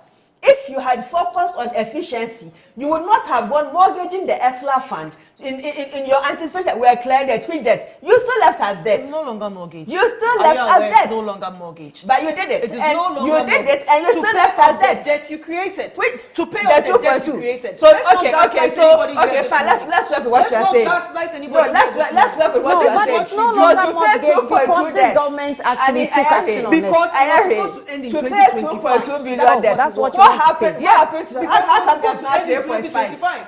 How come there's not 3.5? If you are doing your work, 2.2 bad, 3.5 good. If you understand how to manage the economy, like you are saying, you will not increase. Electricity prices won't go up by 14%, water by 4%. And then you sneak in a levy with the justification that you have to pay off debt. And so admit here that you are saying looking at the mismanaged ECG you left us. Hold on. The mismanaged Ghana water you left us. You say you have paid. What's the current debt today? You should be telling me because you've invited us here. When we came, when I made that, when I said it here, because we have said it. Take your time. No, take your time. We have said it over and over again. No, take your time. We've said it over. Google search it. We've said it over. Is it not in your speaking notes? Now you keep interjecting. It's not in your speaking notes. So I'm asking you, what is the debt you're talking about that you paid, and what did you leave behind? It is basic logic that they compounded the problem. It is basic facts that in 2016, by the time they were exiting, there was a 2.5 billion debt. 2.2. Now, 2.2. Please. Now 2.5. Give it over 2 billion debt. Over 2 billion. Let's say it's over 2 billion debt. And now it's 3.7. The government sat with the World Bank. It's not government sat with EcoBank or CBG or Unibank. Government sat with the World Bank. And the World Bank said that if we do not handle this mess you have inherited, you are going to be saddled with $12.5 billion. As such, they structured a recovery program which financed and managed the debt. And then still left us with 3.7 billion. Payments, yes. If you were going to, if I was going to, so 2.2 bad, 3.7 good. You can dismiss it, but here you are introducing a new tax in the dead of night to push to Ghanaians because you feel that you won handsomely. That is you. Without consultation, without making sure that you engage stakeholders, without even engaging the minority well on it. That is you. You that is managing it well. You that left over 2 billion. We that managed it to the 3.7 billion. To end with 12.5 billion. But 3.7 billion and kept the lights on. 3.7 billion. You want to resolve but my question is, you want to resolve it. You haven't answered my question. I've answered you. No, the minister has spoken to this. No, we are justifying. You have not answered my question. I'm saying that you're saying that over 2 billion you paid. Okay, admitted, you paid. What debts did you leave behind? 3.7. Because that's where your argument is. 3.7. Let me read something. In 2019, the World Bank and the government projected that energy sector under recoveries could reach $12.5 billion. We are not up from 2.7 billion. We are on the current issue. If the sector continue to be managed stop talking about way, particularly due to. Are we not talking about debt? We are solving a current problem. So we managed. So we heeded to the World Bank's advice in the management of the debts. Yes. When we came to meet it, it was at over 2 billion. Yes. And then the we World paid. Bank said that we paid. We paid. But now we have to so we the debt and didn't increase it to astronomical levels, despite somebody thinking it was wise to have take or pay agreements on an excess capacity with high tariffs without having use for it. if you won't accept so is that a justification for the 3.5? So the current 3.5, 3.7. From the over 2 billion, we managed it, and we didn't move it to astronomical. No, at 3.7. The integrity but we left it at 3. of your profession is important here. That from the over 2 billion, it could have landed in over 12 billion if we did not stick to it. It could have. Yes. It could have. To the point where it is now 3.7 But it is now 3.7. But now so we should be happy. Deem it fit. We should be happy. Yes. They left us 3.7. But Ghana should be upset because we left them 2.2. Listen, even if you are going to be ridiculous about it, if you are going to be ridiculous about it, and say that, oh, praise God, hallelujah, we didn't solve the problem. Your weird analysis of it, as far as this situation is concerned, is that you deem it right that you introduced a D-levy without consultation, without it finding expression in your budget in March, and then subsequently, less than 2 weeks later, we are sitting here talking about the fact that it has to be removed just because the president is anticipating some issue. We must still solve the problem. Solve it. We must still solve the problem. Anyway, I said ECG. And so that law revenue should not be repealed. From 400 it should not to be 1 repealed. billion. It has to be repealed. It should not be repealed. It has to be repealed. We still need the money to address the energy sector challenges. We still need the money. We still need the money to go and import crude to keep the lights on. Increase your efficiency. This is how you increase efficiency. Efficiency is not increased because you just talk about it. You solve it with prudent measures. So we have some money somewhere. I don't know if the monies are still there. But we've heard from the Attorney General, who has addressed us. For now, the energy sector levy is on hold. But can we retrieve some more money to see if we can use it to defray the debts that we face? Because the energy sector debt in a day. But if people have 580 something million, that's 3.7 share. When you increase the transport and drivers, they said killing. So even you were showing some of the videos on the screens. Of course, the outcry and outreach across the country. So that is why you have repealed it, because the people that said, "Oh, you are coming to do if you make arguments about things like a sunset clause and not engaging, we can always engage people. We can always introduce a sunset clause. Why didn't you do it? All these things can be done. It is these administrative things. This is not a. Why didn't you do it? It's basic. Why didn't you do it? I'm not sure what to think about the sunset clause, because the energy sector levy, the way it is behaving, every second is increasing. I mean, that's how the debt is behaving. And you, as much as you are trying to bring in revenue to pay off the debt, you're also bringing in other revenue to manage the sector. So maybe I'm not sure what informed the decision not to include a sunset clause. That's why I have not really advanced that argument so far. I'm not sure what informed that decision not to include a sunset clause. But we're looking at how much we're raking in every year, how much we can use to, pay off the debt and clear it. So there's a debt. Yes, there's a debt. And there's an impeding escalation of a debt. Okay. And the conversation has to be on a sunset clause. You see, this is why these people have a minority in parliament. That is why they lost their numbers and they have the micro-minority in parliament. Will be back shortly. The things that they prioritize we must address the debt. That is the elephant in the room. Forget sunset clauses and engagement. All those things can be done. We will be back shortly. The debt has to be addressed. Take or pay agreements. Common sense didn't do them. That was what you did in the crisis, in the heat of crisis.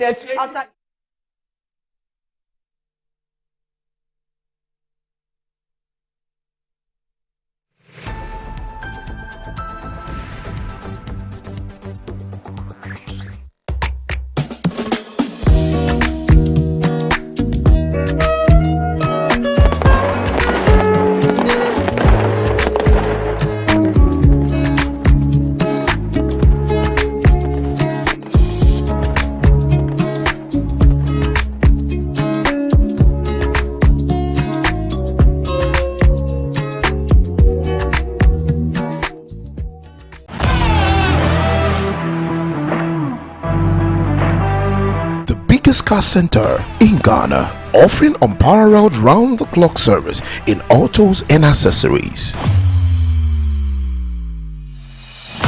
Nadam Autofix is the biggest distributors of used tires in Ghana, offering first-grade second-hand car tires of all rim sizes at both wholesale and retail prices. We are also the leading name in car sensor diagnostics, corrections and sales of car accessories. We excel in car washing and detailing with state-of-the-art steam engine washing machines that keep water away from your engine, ensuring a clean, healthy and responsive engine. Nadam Autofix, the first name in servicing, car accessories and car washing. Visit us today and experience the world of class difference. Find us today at Asoridaho, directly opposite Dansoman KFC and the Shell filling station. For more details, you can call us on 0503 244 266 or 0535 339823. Nado Motofix, Wukwansu Nyonko Papa. Wabedum time aso. Hey, J. Watch it, na learning. Missy, watch and learn. Mekwaya ma besisia. Abozege. Akache say no ya konate and the more drink woman. Hey. But I didn't mean. Oh, sorry. She knew her old days. Hey, J. Dabio, baby wom. Ready? Hey, baby wom. Ah, Ajay, I'll cause some discomfort.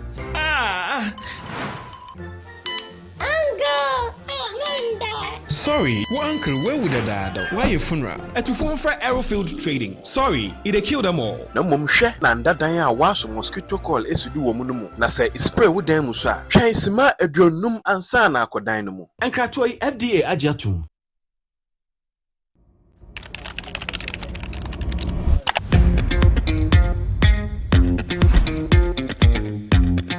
Smart, smooth, interactive, and a built-in Android active panel. Made for modern work and home.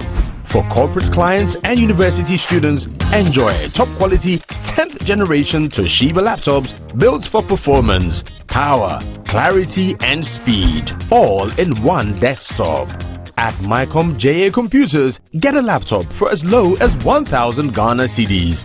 All products are imported from the USA with a 1-year warranty.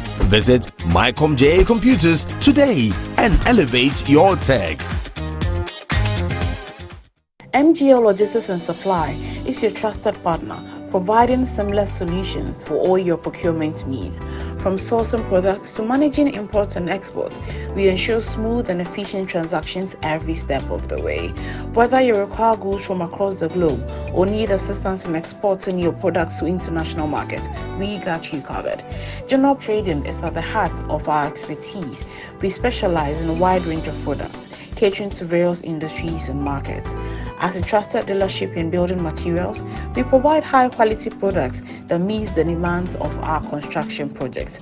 Additionally, we act as manufacturers' representatives, connecting producers with distributors. Our expertise in logistics is the backbone of our operations.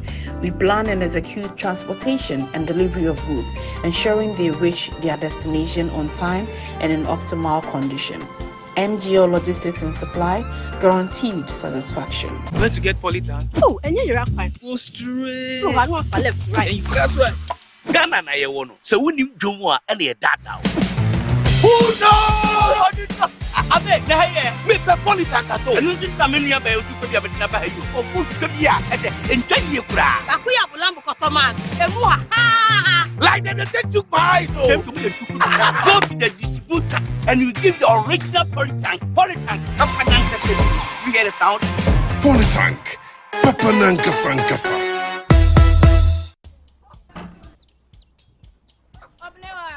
Mommy.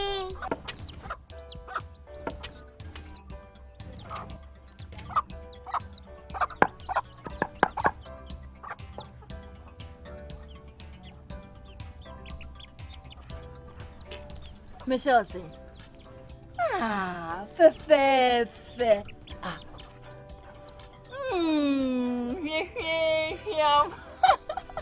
Different era, better result. Time has changed and time has brought Kel Charcoal Toothpaste, healthy gums, anti-cavity, fresher breath, and it whitens teeth.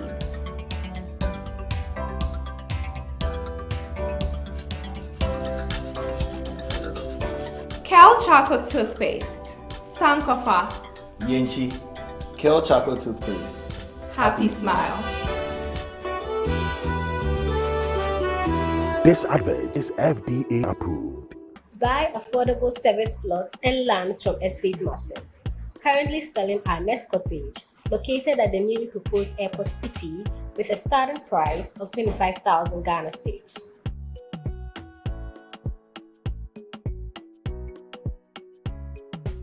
We also have Palm Hills, located at Panfukuro in the Gomwa East District, also with a starting price of 15,000 Ghana cedis.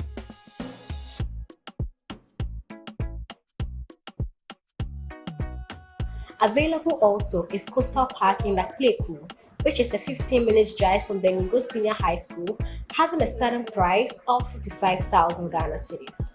You will receive a free site plan with indenture once you successfully purchase a land from us. For any enquiries, contact the numbers provided. Estate Masters, your most preferred estate partner.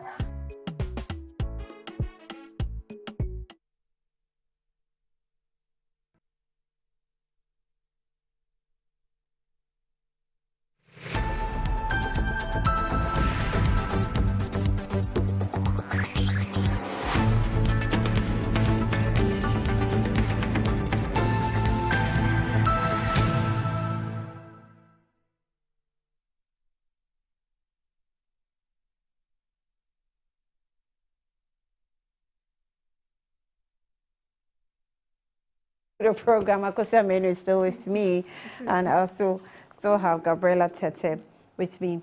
We'll see how we can still rake in some more revenue. We'll go on to the front pages and give you the various headlines. In fact, let me take from Metro TV Online, and then maybe I'll get to the papers. Metro served us with some headlines that were coming from the Attorney General concerning the NSS scandal. So it was quiet for some time, but I think after some investigation was done, we were served with some details according to the Attorney General. So we had a breakdown of monies stolen, allegedly, in the National Service Ghost names. We have in the year 2018-2019, we have 25,857,836,000.16. 2020,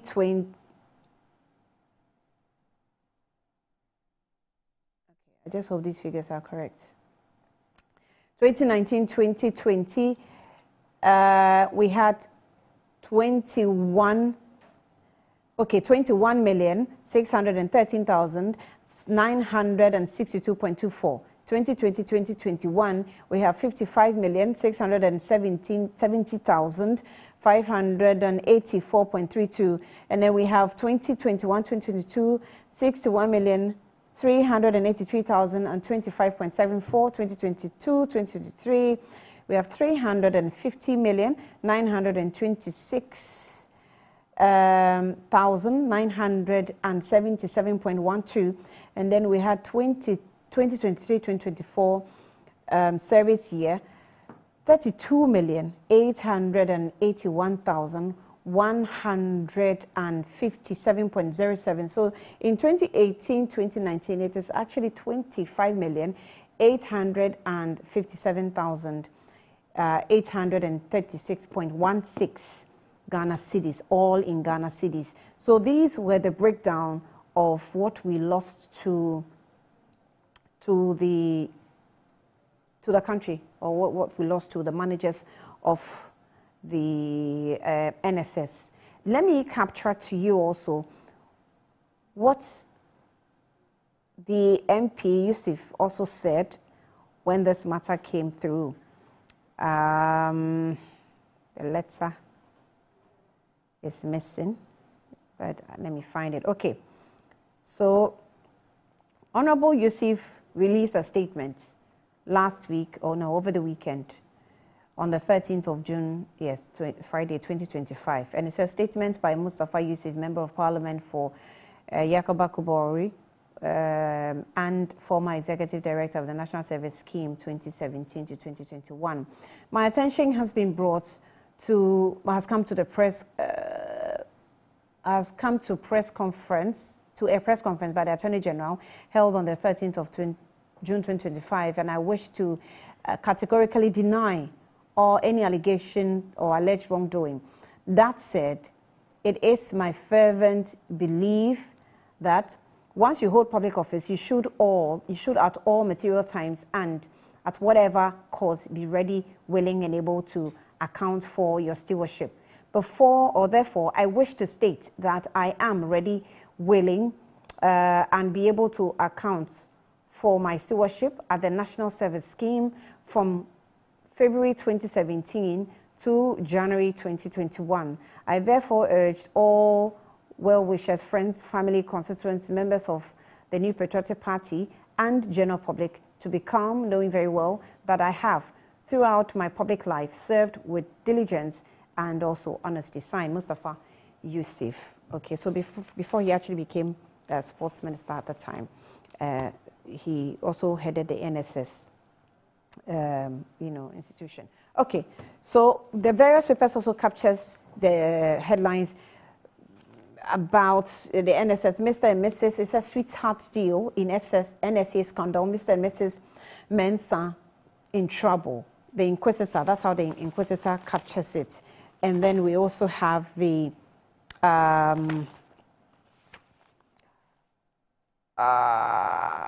GII. Oh no. Okay, so GII is actually also encouraging the OSV and AG to collaborate in terms of this corruption allegations that are being bandied about and the details that they're giving us. So that's about it. But NSS scandal, I'm ready to defend myself. That's a new crusading guide as well. Daily Guide says that top ex-NSA officials hot over 548. That's the lump sum put together by the Attorney General. 548 million Ghana cedis theft. Akoja, this time I'll start with you. The AG yet again took to his high podium to state a number of issues, and should be told, I have nothing to say on the issue except to see how it takes shape in court.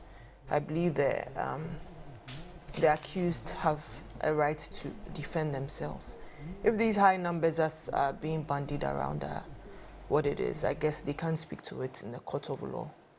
So I believe he says they've been charged already, right? So there's not much I can say on the matter. I hope the truth of it would be, Okay, so on the screen are the names made public that we're ultimately dealing with. Okay. So just in case you want to know the ones who have been named, that's being displayed on the screen, so you can, I'm sure the amounts too will be displayed soon, so you'll see it also on the screen. But so far, this is 12. Okay, hey, I was even dialing without realizing I'm dialing. All right, so that's all you will see to it. Gabriela. Oh my goodness. Welcome to my TED Talk. Annie, this is the second time that His Excellency has had to intervene in the national service. And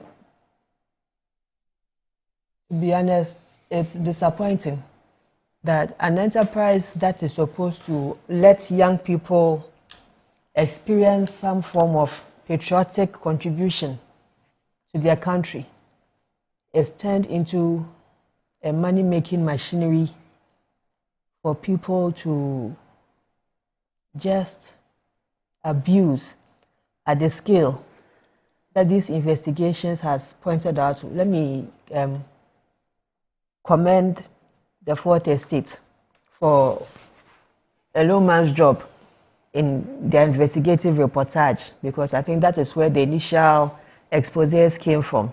And then credible investigations has also gone on, and now it's not just the workers at the National Service who have been named, but vendors, participating vendors. And the shocking part was the Deputy Director General and the husband, in the husband's role. How people can plant in over 9,000 names. Now, if you do the calculation, if 9,000 people and everybody is collecting 700 Ghana cedis, how much money is that on a monthly basis? And then this is how much you are siphoning out of this. You look at the National Service personnel, the allowance is 700 cedis or something like that. What is 700 Ghana cedis? Today, when we finish, we go and sit and eat breakfast. If we eat breakfast 2 days, the money is finished. But this is patriotism, and we expect people to apply themselves to this. So how? Well, your breakfast is 5 cedis. So how do you justify? How do you justify something like this? It's mind-boggling. It's mind-boggling and it's mind-blowing. But it's all allegations. Yes, it's all allegation, but there's technology to it. Right? It's not like people are just saying things in speculation. Anything that doesn't come with anything back in it, I don't take. But so long as I can see effects of something, that is valid for me. And there's proof that strangers were added to this National Service thing. We saw people, the initial expose was showing us people who were even 80-something years old. Pictures, 80-something years old, collecting National Service allowance. At that age, their great-grandchildren should be sorting them out. But your National Service... I think there were some pictures I showed on the screen before of some grandparents, of mine. So for me, the shocking part of this whole scheme is the banking. Yes, and then you can also use people's data. Yes. To secure 30 million CD loan. Yes. So who's going to pay for that? Yes. The people whose data was used to... God damn it. Hey, this morning, from nonsense to a... God damn it. You are unhinged though. This power has made you very... God damn it. The NPP... So Nana Akufo-Addo, when he sits in his house and he hears these things, how does he feel? No difference from when you exited power in 2016 and there were things about your government too that came out. How does he feel? It's going to, I mean, now that is, let's let the process. But you let me even conclude. I'm not finished my submission. What is with the what? No, when I was listening to Honorable Dominic, fantastic gentleman. I like him. Is he sender? The press statement he made, no, Jesus Christ. Delete that to tell your editors not to roll if you have 1 minute break. So the press conference that he did, no, he mentioned something about a non-prosecuting something.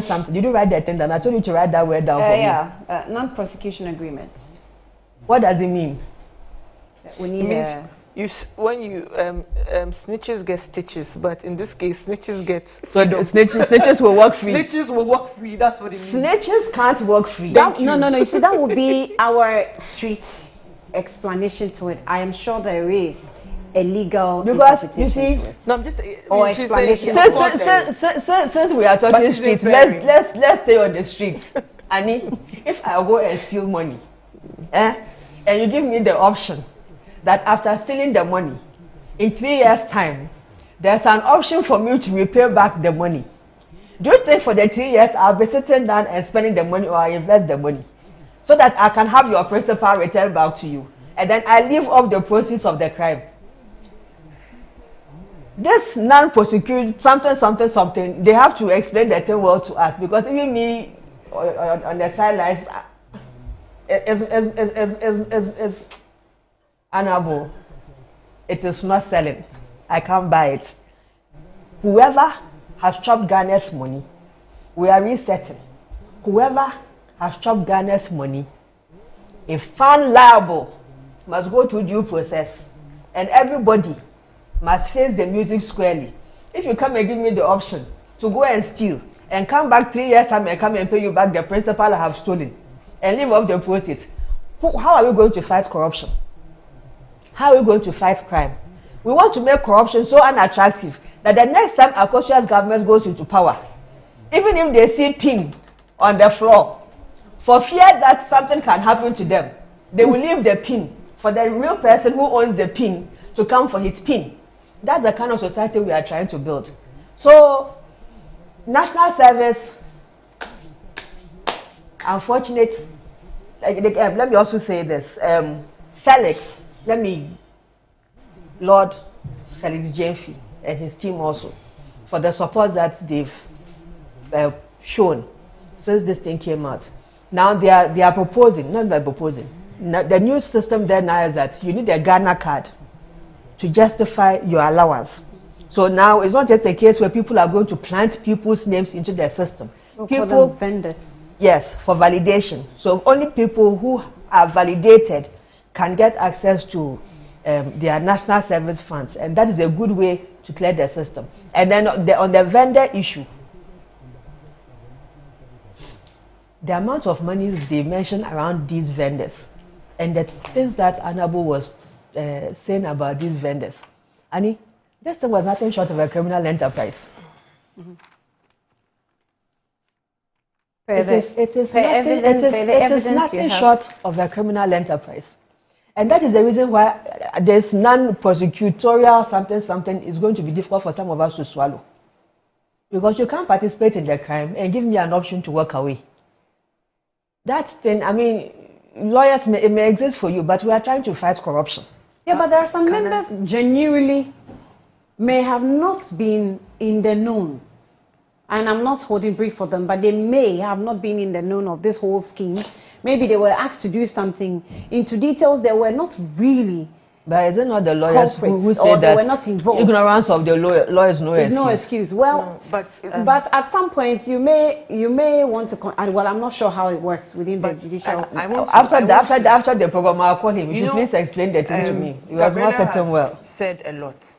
But for a government that says it's fighting corruption, shouldn't it fight not just persons they allege have, okay, so before you come in, let me read this for you. No, let me just say this, because if you take somebody is coming to educate us. No, someone is just sent some education issues. So I just want $200 million embezzlement, but the AG has discontinued the case. Why? $200 million. That's a new issue you're raising. So let me read this. Okay. The non-prosecution agreements. Mm-hmm. Mark from USA is helping us. Says that a non-prosecution agreement. Mark is logistics and transport. Please, he has helped Mark is not a lawyer. A non-prosecution agreement is a type of agreement which a prosecutor, usually a government, and an individual or organization where the prosecutor agrees not to pursue criminal charges or prosecution in the exchange of certain conditions or actions. Well, in the layman's understanding, that's how we are giving evidence or accruing, as you say. So it says that key features in the mix. No admission of guilt is part. NPAs often do not require the individual or organization to admit guilt. Conditions. NPA typically include conditions such as cooperation, compliance with laws, or payment of fines. 3. Limited scope.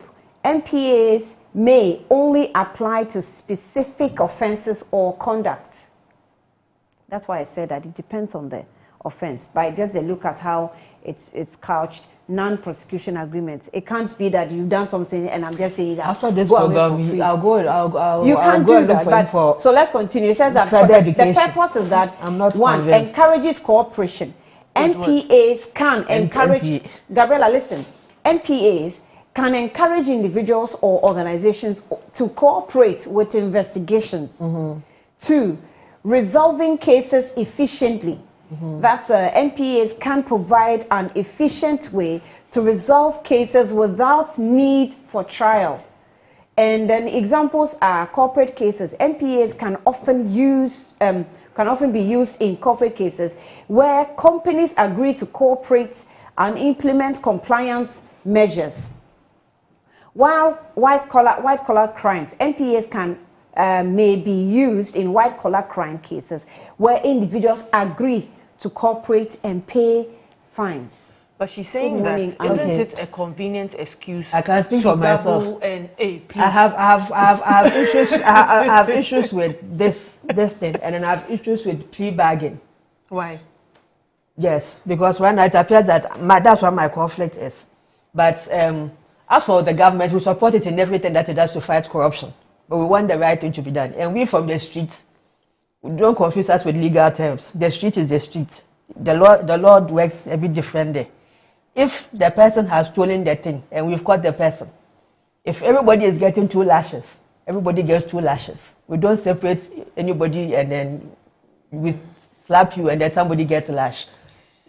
Judgment and everything should be fair. Yes. But everything I'll should be fair. I'll get better to put my own mind at rest. So that my next I agree, everything should be fair, but it's marks of poor precedence if the AG is discontinuing corruption cases against appointees of the previous government and pursuing now alleged corruption cases in the just exited government, quote unquote. Saglemi, $200 million. What was there to show for it? We saw the issues. You went to court 8 years. That case was discontinued with that by case. A defense attorney can put. Odami himself was prosecuting those cases. Drag their feet and everything. But if we are talking about fairness, I don't think it's fair to wipe the slate clean on corruption charges for previous appointees. Maybe the AG knows something we don't know. Because Odami was just there 8 years. He couldn't an issue out of alleged cases now. That's all I'm saying. I'm just speaking of the fairness and the principles that she's outlined now. It doesn't help her sweetheart, Attorney General Ayine, as she's also confessed here this morning on set. Thank you. So the Saklemi issue, this is what the Attorney General says. The Attorney General and Minister of Justice Dominic Ayine has officially withdrawn all charges against former Works and Housing Minister Dauda and 4 others in the Saglemi housing project. This was stated in a notice prosecutor notice filed at the High Court Division in Accra, February 7, 2025. Okay, I want to continue reading, but okay. So the notice indicated that the state would no longer pursue the case against Collins Dauda, Kweku Agyemang-Mensah, and Minister for Water Works and Housing, Alhaji Ziblim Yakubu, Director of Ministry of Works and Housing, blah, blah, blah, blah, blah.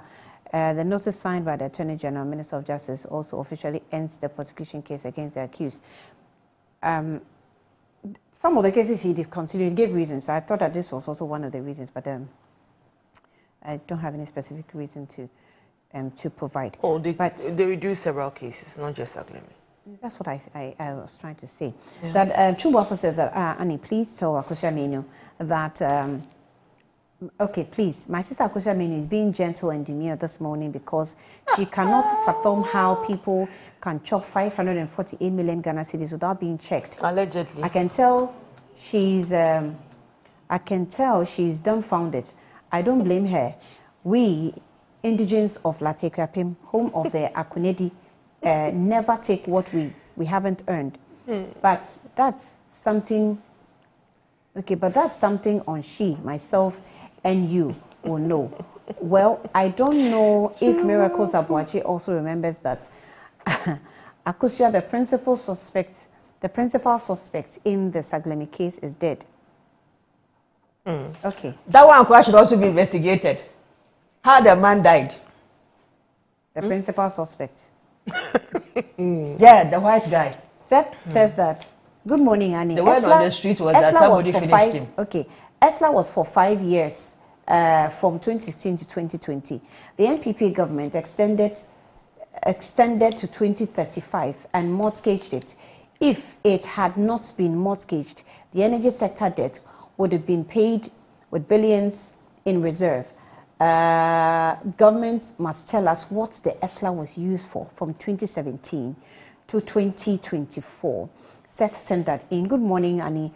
Ghana was inundated with one corruption scandal. But today, Ghanaians are experiencing fuel price dropping, inflation dropping, tight fiscal policies, lean government with prudent economic measures. This is a government which is at its nascent stages, and it will be appropriate for opposition actors who plunged this country into the state of abyss to rather criticize constructively.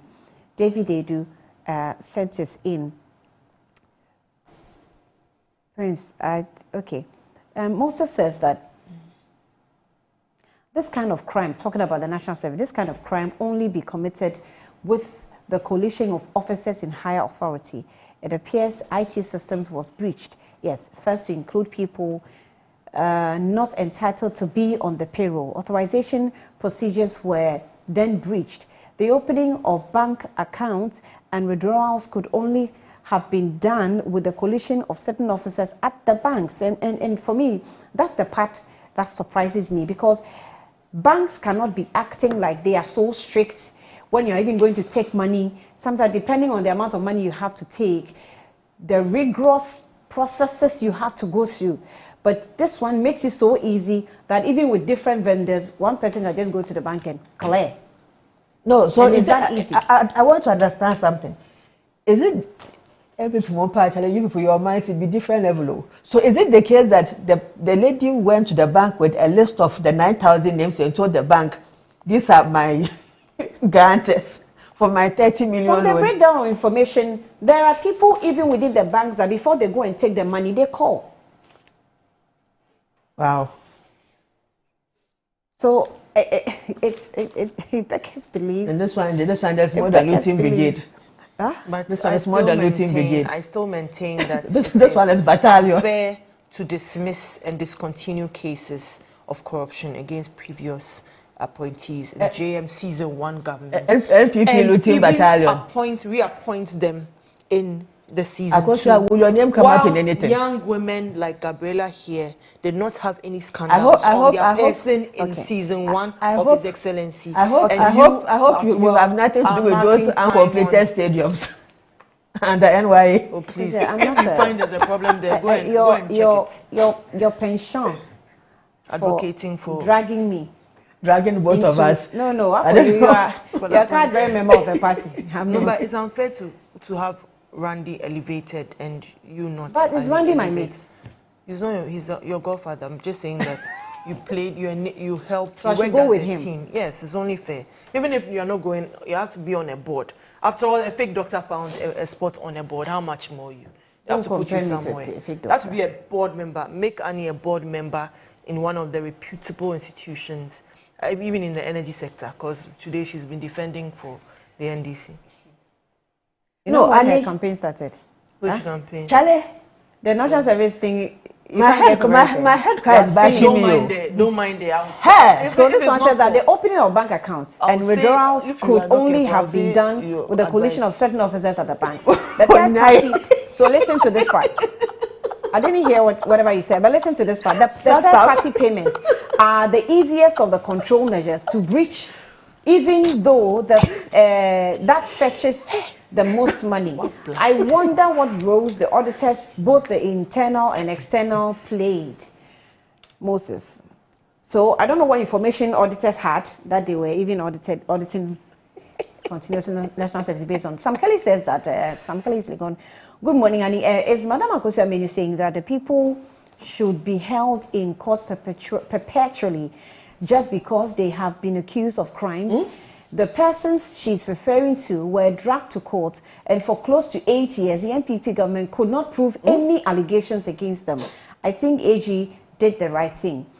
So, Mark says, my sister, please note that everyone is innocent until proven guilty by the courts of competent jurisdiction. Gabby is passing judgment on the NSS scandal. Cheers. Gabby, are you? Henry from Koforidua. No, she's expressing shock, rather. She said she can speak for herself. I'm still in shock. In fact, I don't know whether I should cry. I don't know whether I should cry for this country or I should. I don't know. There's a book called "Cry My Beloved Country." Okay. So Prince from Kufredia says that Annie, after listening to the AG on the National Service scandal, I would like to plead with Ghanaians not to think of voting for the NPP to rule this country, because the NPP is a nation wrecker. Looting battalion is dangerous. I think he's shocked like you.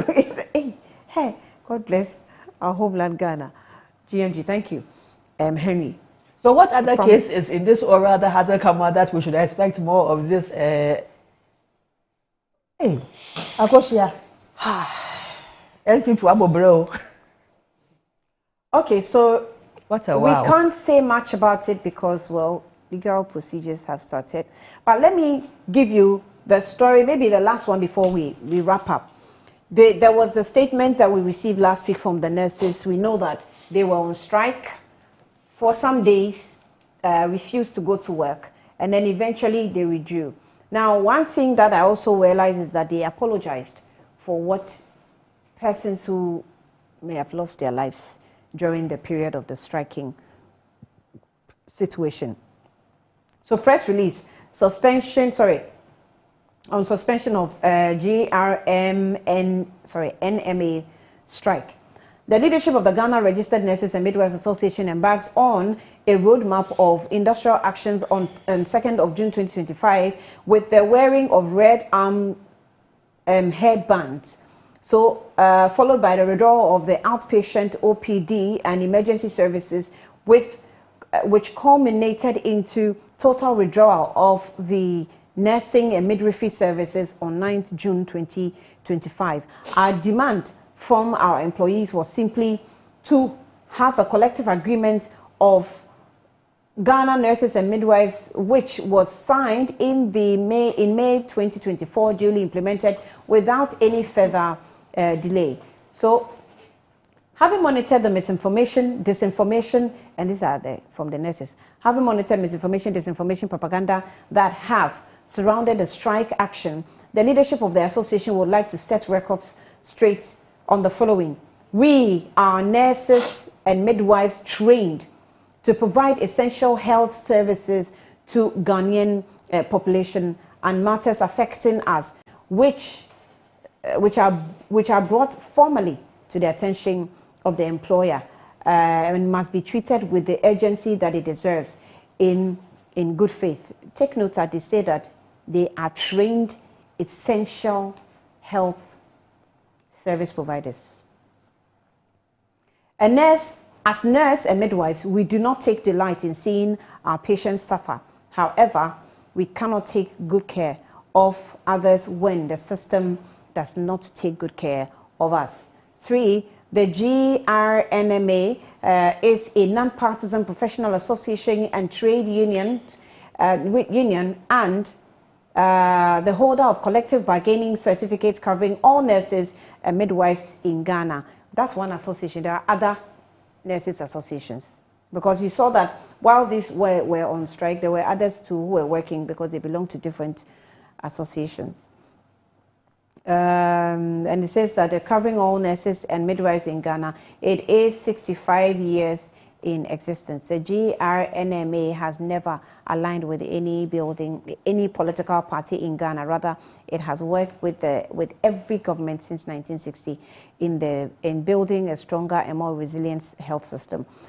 And then it goes on to say that in the view of point 1, the GRNMA industrial action initiated in 2nd June 2025 is hereby suspended pending the outcome of follow-up meetings scheduled for 26th of June 2025. So we call on all our DNSS midwives to resume their normal shifts duties from Saturday, June 14, 2025. And until maybe further notice. So that is the good news that we had from the nurses after about 2 weeks. They embarked on strike on the 2nd of June. Your fault. 2nd of June. So that's what they told us. Who goes first, me or Akosia? Gabby, you. Okay. First of all, let us thank the Nurses Association for finally heeding to their calls to return back to work. And we also thank the Committee on Health. I'm trying to remember their chairman's name. It starts with S, Dr. I'm looking at their face, but the name is not coming, and his team for also intervening in this matter. I think the last 2 weeks, they've made their point. And their point is that the conditions of service ought to be looked at, and their agreements, what's in the collective bargaining agreement, ought should be implemented. I think they've made their case, and we've all heard them. We'll continue to appeal to them that because of the delicate nature of their jobs, sometimes they have to, I don't want to use the word show mercy, because I know that you have bills to pay, and you also deserve everything that should be due you. I will only appeal to government that they continue to dialogue with them and see which of the conditions can be met within this fiscal year, and then which ones they can maybe implement in the next budget. But when I was listening to some of the discussions, in our manifesto, we promised that health workers who accept rural postings will get an increment, some allowance. And I was listening to one lady nurse, one of the radio stations, who was talking about the high cost of living for even those of us who are in the urban areas. So even though we're trying to solve a problem by getting people out in rural areas, it appears that even those who are here also face peculiar challenges. So I think that the best approach is for government to continue to dialogue with the various associations. At the end of the day, these are our mothers, these are our sisters. Capture all that in your budget, because having spoken with Felix on Good Afternoon Ghana, it is what he made me understand, that the nurses seem to be demanding something government does not have. And if the government decides to give what it doesn't have, it means that we're just going to throw the budget out of country. Yes. And that's the point I made, that there are certain aspects of their demands that you can do something about in this fiscal year. And there are certain things that you have to wait for the next budget. When they talk about their health conditions, I was surprised that they made mention that when they go to hospital, they have to pay for their health services. And I thought, why are they not also on the health insurance? So that it's part of the conditions of service. It's for everybody. It's for every citizen of Ghana. So why do you have to pay for a service yourself, especially as a health provider? As a health provider. Additionally, whichever health facility that you are assigned to should be able to offer you, aside your conditions of service with government, whichever health facility that you are assigned to should also be interested in your own well-being. Look, yesterday when I was watching a program on Joy News, the consulting room, I think, and they were interviewing a doctor who was talking about diabetes and hypertension, and he himself was suffering from diabetes and hypertension. And for the first time, listening to a doctor have a conversation with a doctor who is suffering from an ailment, right? And how he kept talking about his past decisions and how the whole disease came about, and how he wasn't even considering that he could get those diseases, even though some of it is genetics. But the thing that I learned from that conversation, watching that conversation, was that even health professionals have to prioritize themselves. So I think that any health facility, it doesn't matter whether you are with Ghana Registered Nurses and Midwives Association or some other association, so long as you are working in that facility and people coming in, day out, whose very lives is in your hands, the least the facilities can do is to provide you free medical care. It shouldn't be a difficult thing. Again, it shouldn't be a difficult thing to have them on the national health insurance. Day in, day out, we have NGOs and politicians and so many groupings mobilizing people and facilitating for them to get on the NHIS. So I think that they being the people who provide the service, it shouldn't even be debatable that they should be there. They should be there. But I don't think they are not on the scheme. I think they are doing, their complaints is just like the people complaining, that you might be holding a card, but you still have to pay for the services. Because that was because for the last, the conversation we were having earlier, about how you go and mortgage all these funds and you can't access these things. Then you go and put, what do they call that thing, that Kinoforiata went to do? What was that thing that we removed recently? You removed? Yes, the NDC came and removed it. The levy? No. There's this term that they use. The capping? Capping policy. Okay. So you go and cap the NHIS, and beyond a certain, you can't. Threshold, yeah. Threshold, beyond a certain, they don't have access to those monies. Now that we've decapped it, every fund that is meant for NHIS is going to NHIS. And that's the way it should be. Because if you stifle the fund management, you stifle the institution. And any fund that is geared towards mass groupings, you end up putting mass groupings in jeopardy. And that is what happened to NHIS.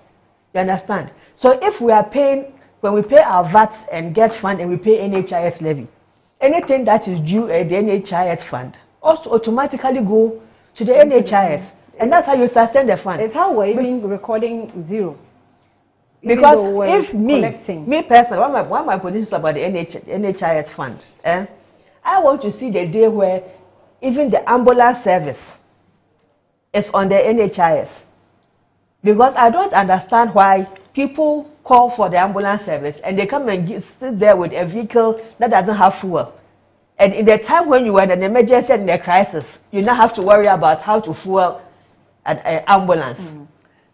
So my producers are telling me that the prosecution agreement that we're talking about, the AG actually took time to explain. So when we have time, we'll play it. But let's finish with this, and then I'll give some, because I'm sure viewers will also want to understand how that applies. My point is that the nurses have spoken. I think we've all heard the challenges, and we'll just plead with them and all the various unions. This government is still a very young government, just 6 months in office, trying to put things in order. So we'll plead with all unions to be patient, to exercise patience, and rather dialogue first of all, so that we'll make progress and we can all move forward as a country. At the end of the day, we all want stability and being able to access good schools, good education, good health sector, security improving, people finding jobs, the economy is stable. Those are the basic things that we all want and desire. Okay, Akosia.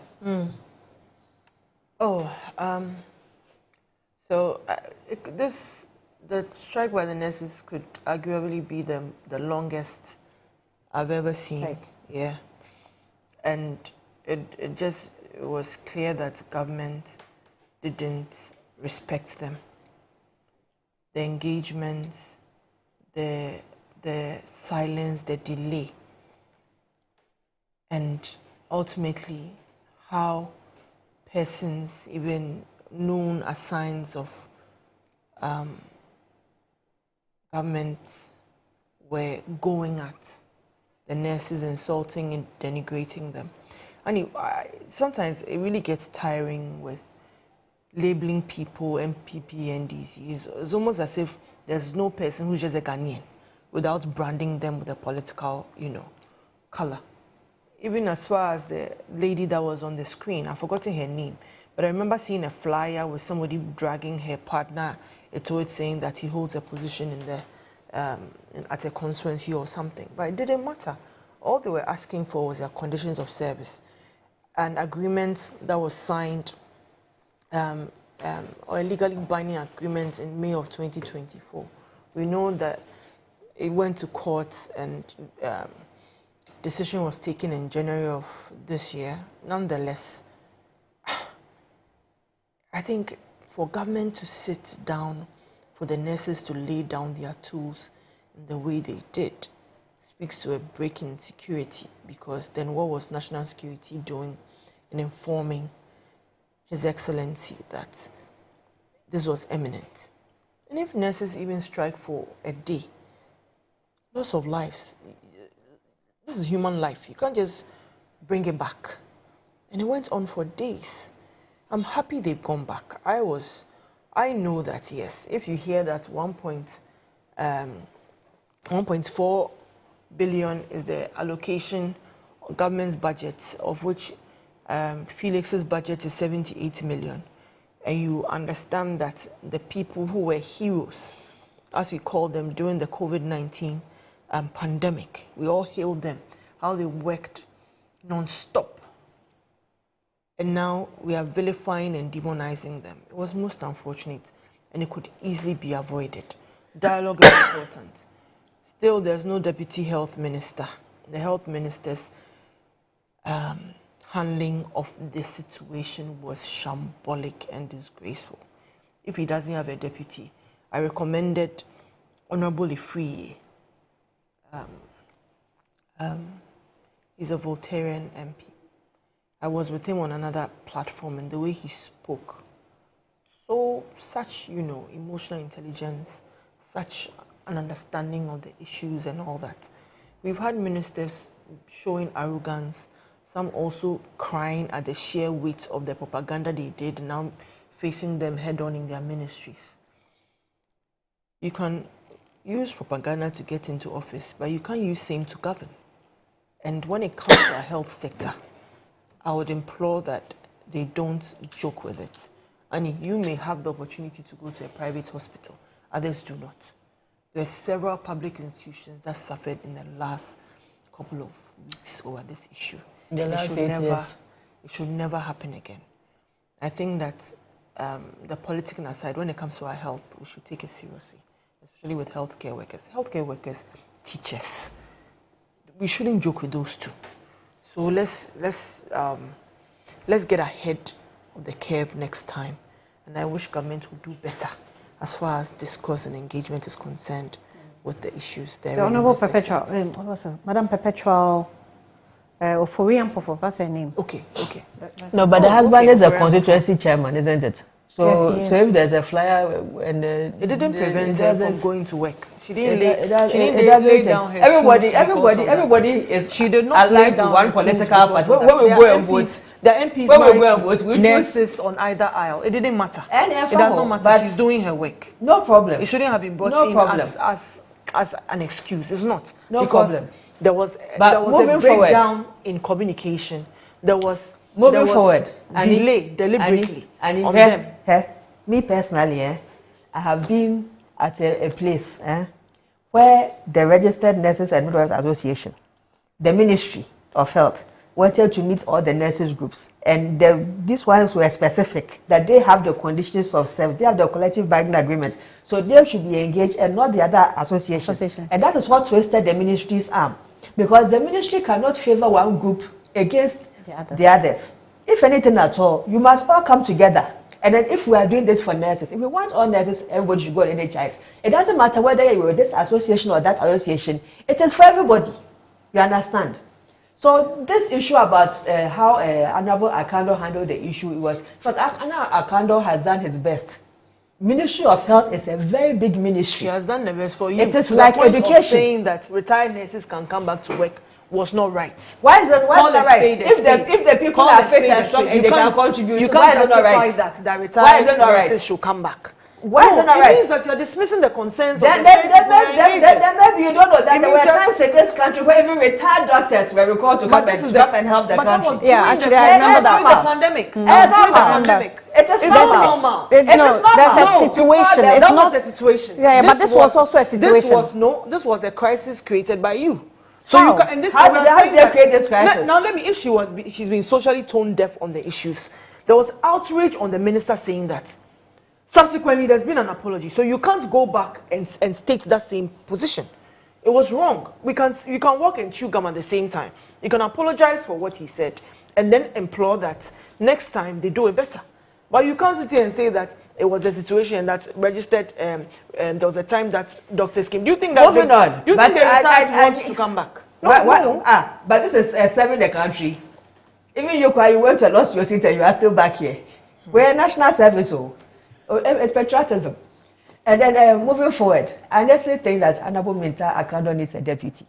He's one of those ministers that have a deputy yet. Ministry of Health is a very big ministry. There's so many unions in Ministry of Health, just like education. So I think that they should try and prioritize his sector and give him a deputy minister, but to after support this him. justification, To support him. One encouraged the nurses board. So Prosper says that, Annie, it is amazing how all the NPP communicators or commentators seem to be singing from the same hymn. They have speaking notes. Hymn sheet regarding the prosecution of the massive corruption under them. So, and what is the joke about Dominic Ayini versus Godfrey Damick prosecution style? The fact that the NPP was not able to prove any allegations for which reason they were never able to conclusively prosecute any high-profile case under them does not preclude it will be the same under this under His Excellency John Dramani Mahama or JM II. This time round, if you chop Ghana's money, you go vomit through your nostrils. I thought you were going to say something. So I was taking my time in the reading. Regarding the nurses, say good morning to Akosia for this mischief. Okay, she's heard. Prosper Ashkwe is greeting you. Okay. Chumbafo has sent me a picture, and he's written something of which I cannot read, or rather I decline to read, because I read. If I read, matakam. So, but it's of course the picture of Mr. and Mrs. Mensah. But why what has that got to do with anything? The Deputy Director General and the husband. Okay. Okay. All 12 right. others were implicated. Okay, I've seen a fixation on her. A number of notifications. But let's have the non-prosecution agreement explanation according to the Attorney General. Even though Mark from USA has sent us something, want to listen to the AG. What are the criteria for an MPA? And then somebody asked, what is the difference between an MPA, that is a non-prosecution agreement, and a plea bargain? A non-prosecution agreement is an aspect of the plea bargain. A plea bargain is simply a negotiation between the prosecutor and a person suspected of the commission of a crime, okay, that may turn out to achieve a number of objectives. Okay, so sometimes you drop the charges in exchange for the payment of a fine or a penalty. Sometimes you drop the charges so that that person will serve as a witness, and because the person was proximate to the commission of the crime, they will have information that is compelling enough to prove your charges for you. All right, so we do plea bargaining, and one of the outcomes of a plea bargain may be an MPA, that is a non-prosecution agreement. Okay, so that means that when we sign the non-prosecution agreement, we usually would immunize that person, grant that person indemnity from prosecution on certain conditions, or sometimes unconditionally. Okay, so it is guided by some considerations in the context of the prosecution itself or the criminal justice system. And by the way, in Ghana we have the Plea Bargain Act, which is an amendment to Act 30 that allows the Attorney General to enter into a plea deal.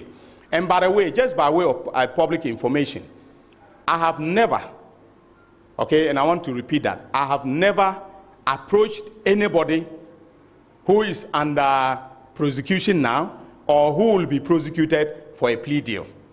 I've seen on social media allegations that I charge someone and then subsequently I'm asking the person for a plea deal.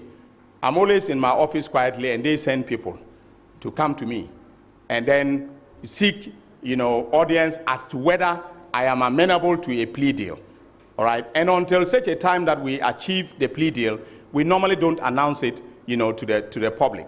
So that is what a bargain is, and then the MPA can be a result. That is, the non-prosecution agreement can be the result of plea negotiations. Okay. From your facial expression, you are still not convinced. No, so it means that it's part of the plea bargain. Yes. Yes. I'm just thinking that if it's bad, of course, it will be expunged from the law itself. But it's allowed legally, so why not? So take your time. Your last words, we're wrapping up.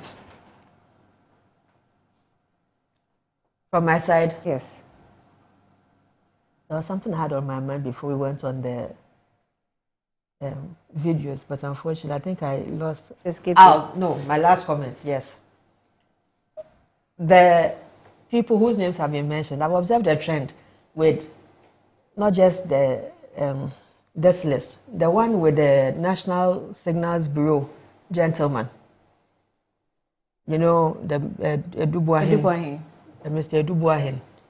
I've observed a trend. You know, sometimes when people, I don't know, but people do these things and then they, okay, let me dog this comment before I have set the church, because my comment has to do with how they push the proceeds into church projects. So let me end this one here. Why, if you proceed, you offend the church? She hasn't gathered her thoughts well on it. That's why she's retreating, which is good.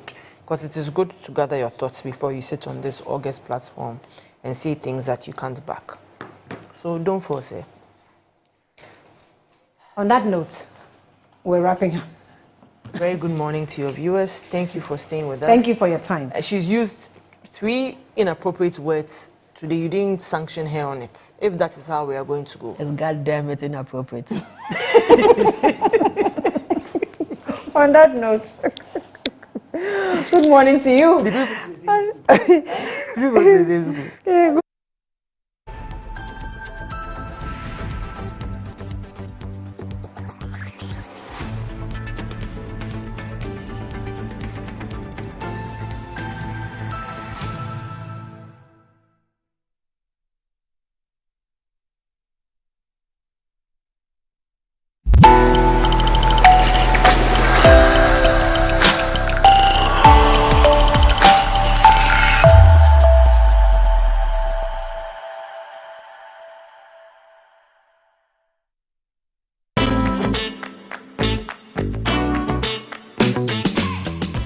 Back in the day, tune in radio from morning, and you don't want to miss out because anybody